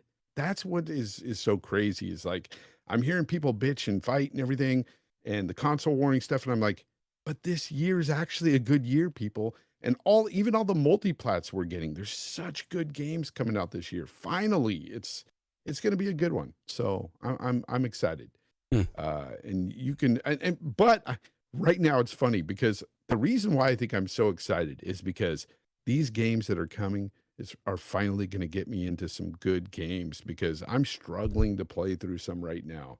I'm just not feeling them. And I'm really hoping Atomic Heart and Redfall really land for me, because some of these games that I've been playing lately, like High on Life, it's okay, but I can't get into it. I need an open world game. That's my genre. So I'm looking at those other games and I'm like, I can't wait for that. Can't wait for that. There's a lot of open world games coming this year, so I'm excited. Anyways, that said, you can find me at Fonz Gaming right here on YouTube and Twitter, Fonz Gaming. And Twitter, and the podcast available. Yep, all types of different places. Shout out to One Bad Mother. I see you in the chat. That was, dealer. Wow. It's Twitter. I don't know either. You just roll with it, okay? Also, shout out to King Hell. He's just thinking about Thanos in this one real good, because, it's people like this that don't actually listen that are the problem with the community. He says, stop making excuses for Xbox. They need to deliver and be polished. No one said that they shouldn't do that. And this is part of our issue. That's what you said. No, that's it's not. You stop fucking instigating, bitch. No one said that. We actually literally said the opposite, but I would be way more pissed if it wasn't fucking done than if some dumbass said 12 months and they never even had a hard date. Like, it's such a non-issue to me. Give me a finished game. That's what matters. Yeah. But, hey, you're allowed to have a different opinion. Zalker's allowed to like tzatziki sauce on his hot dogs. I don't have to. It's like, get it done. It's tzatziki. You fucking uncultured. You like the Dickachini Alfredo. Yes. Well, anyway, Zalker, tell people where you've been playing and where can people find you. Where I've been playing on the Steam Deck, bitch. No, Steam good Deck. to be here. You guys can find me on Twitter, Zalker87, YouTube Zalker87. Dropped a video today. Been dropping hopefully one video a week. And I just crammed in 4 things in there, talking about everything, fake leaks included. Thanks, Special Nick. Oh wait, Warhammer delay. Warhammer. Oh fuck, Darktide. Yeah, so I'll just jump on that. Someone said that in the chat. Shout out to Harry Balzac. Warhammer 40K Darktide is delayed on the consoles for a little while to an unknown date. Nobody knows. Probably not even this quarter. They have a lot of bugs they want to fix. And to the credit of Fat Shark, they actually even took out cosmetics and a bunch of stuff. They said they didn't feel right charging people for things until they fixed the bugs that are prominent. Holy shit. So that's including on PC. It's not just the bugs. I also read that they're trying to improve the game overall. They're listening to the fan base, and they want to make. They're like, fuck, it wasn't done. We so. should have not said 12 months. No, I'm just kidding. Yeah, no. So that's pretty cool. I see what you did there. Risk it, He's right, though. No, He's so they're we'll see what happens with that. I think it's summer or maybe even late next year when that comes out on console, because I've played it on PC with a 3090 and it runs smooth as fuck, but I could see where it will mess up on other hardware that's not Here 3090 we go. or anything. I don't know what to tell you, bud. Yeah, so that's that. As for what I've been playing, I've been playing a lot of Steam Deck games. I've been playing a lot of Fortnite. Been playing a lot of Apex Legends ranked, a shit ton, and Multiverses. I don't know if everybody remembers that game, WB game with the fighting. I've been jumping into that a lot too, enjoying it. So there's a lot of games coming out, and I'm looking forward to Dead Space. I want to play it. I want to see how it is. I think that game deserves. I hope it comes out completely polished, because that's a franchise that deserves it. If you haven't played Dead Space, I think this is perfect time for you to jump into it. Mm-hmm. And after everybody told me not to buy Callisto Protocol because of how kind of funky it was, I'm looking forward to Dead Space. So then Hogwarts Legacy. I heard a rumor about Dead Space, but I'm going to keep it to myself. Did you hear it's coming out in a 4K Switch dock? I heard that it's not optimized very well. Yes. I mean, at the end of the day, we will have to see. Jedi Knight Peter says he's definitely looking forward to Dead Space. I heard him talking about it in the party. He's a big Dead Space fan, and I enjoyed Dead Space 1, 2, and yes, 3.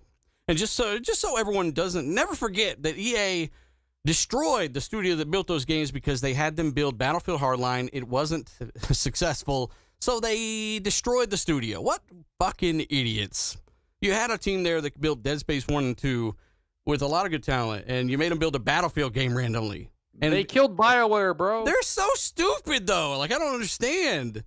It just blows my mind. Danny, Jose Linares, he says game recommendation for this month. It's got to be Dead Space. I'm picking it up. Yeah. It's definitely got to be Dead Space. So if you haven't played Dead Space this month, and then next month Hogwarts Legacy, and then since it's on Game Pass, Atomic Heart next month too.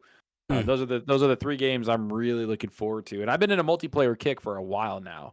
I don't know. Single player games aren't catching me. It's multiplayer like Fortnite and Apex and all that. But I'm finally starting to get that itch to jump into Dead Space and stuff like that. You think it's going to be 60, or you think we're going to be getting this? They said it's going to be. It's they 60. said it's going going to be. be. Yeah. You think it's going to hit the target? Is it AAA? At 540. Is it AAA? They've rebuilt a lot of the Dead Space game too. So I mean, there's new modding or attachment mechanics and all kinds of shit. Yes. Don't watch IGN because they will spoil shit for you. I think my browser's about to crash. By the way. Yeah. Oh my god. Your face is crashing. Yeah, it already crashed. My face already crashed. Yeah, I don't know. We might still be live. If we are, who else did I miss? Hurry. That's it. Okay. You're done. Follow me. Tim is gone. Follow me at dealer_gaming on Twitter. I space dealer space II on Xbox Live. Shout out to Breeze. He was a listener of the show. We've been playing 2K and stuff like that. Me and Boba, obviously. And if you want to join up and play some basketball, because I'm still in that phase, then let me know on Xbox Live at I. Because I'm still in that phase. Hey, but I haven't even really played it today, so that's big, man. That's real big. Look at you. It's like a drug addict. Let's just hold hands and celebrate this moment, okay? He's getting ready for these Game Pass games coming. That's what this Game Pass fodder. I don't like positive fawns. Where's the other one? Yeah, where's the piece of shit? I hate games. Fuck games. That's usually you. This shit sucks. Game Pass sucks. Xbox is terrible. Well, PlayStation sucks. This episode RDX brought to you by New Soul 9. We're out. Starfield. All right.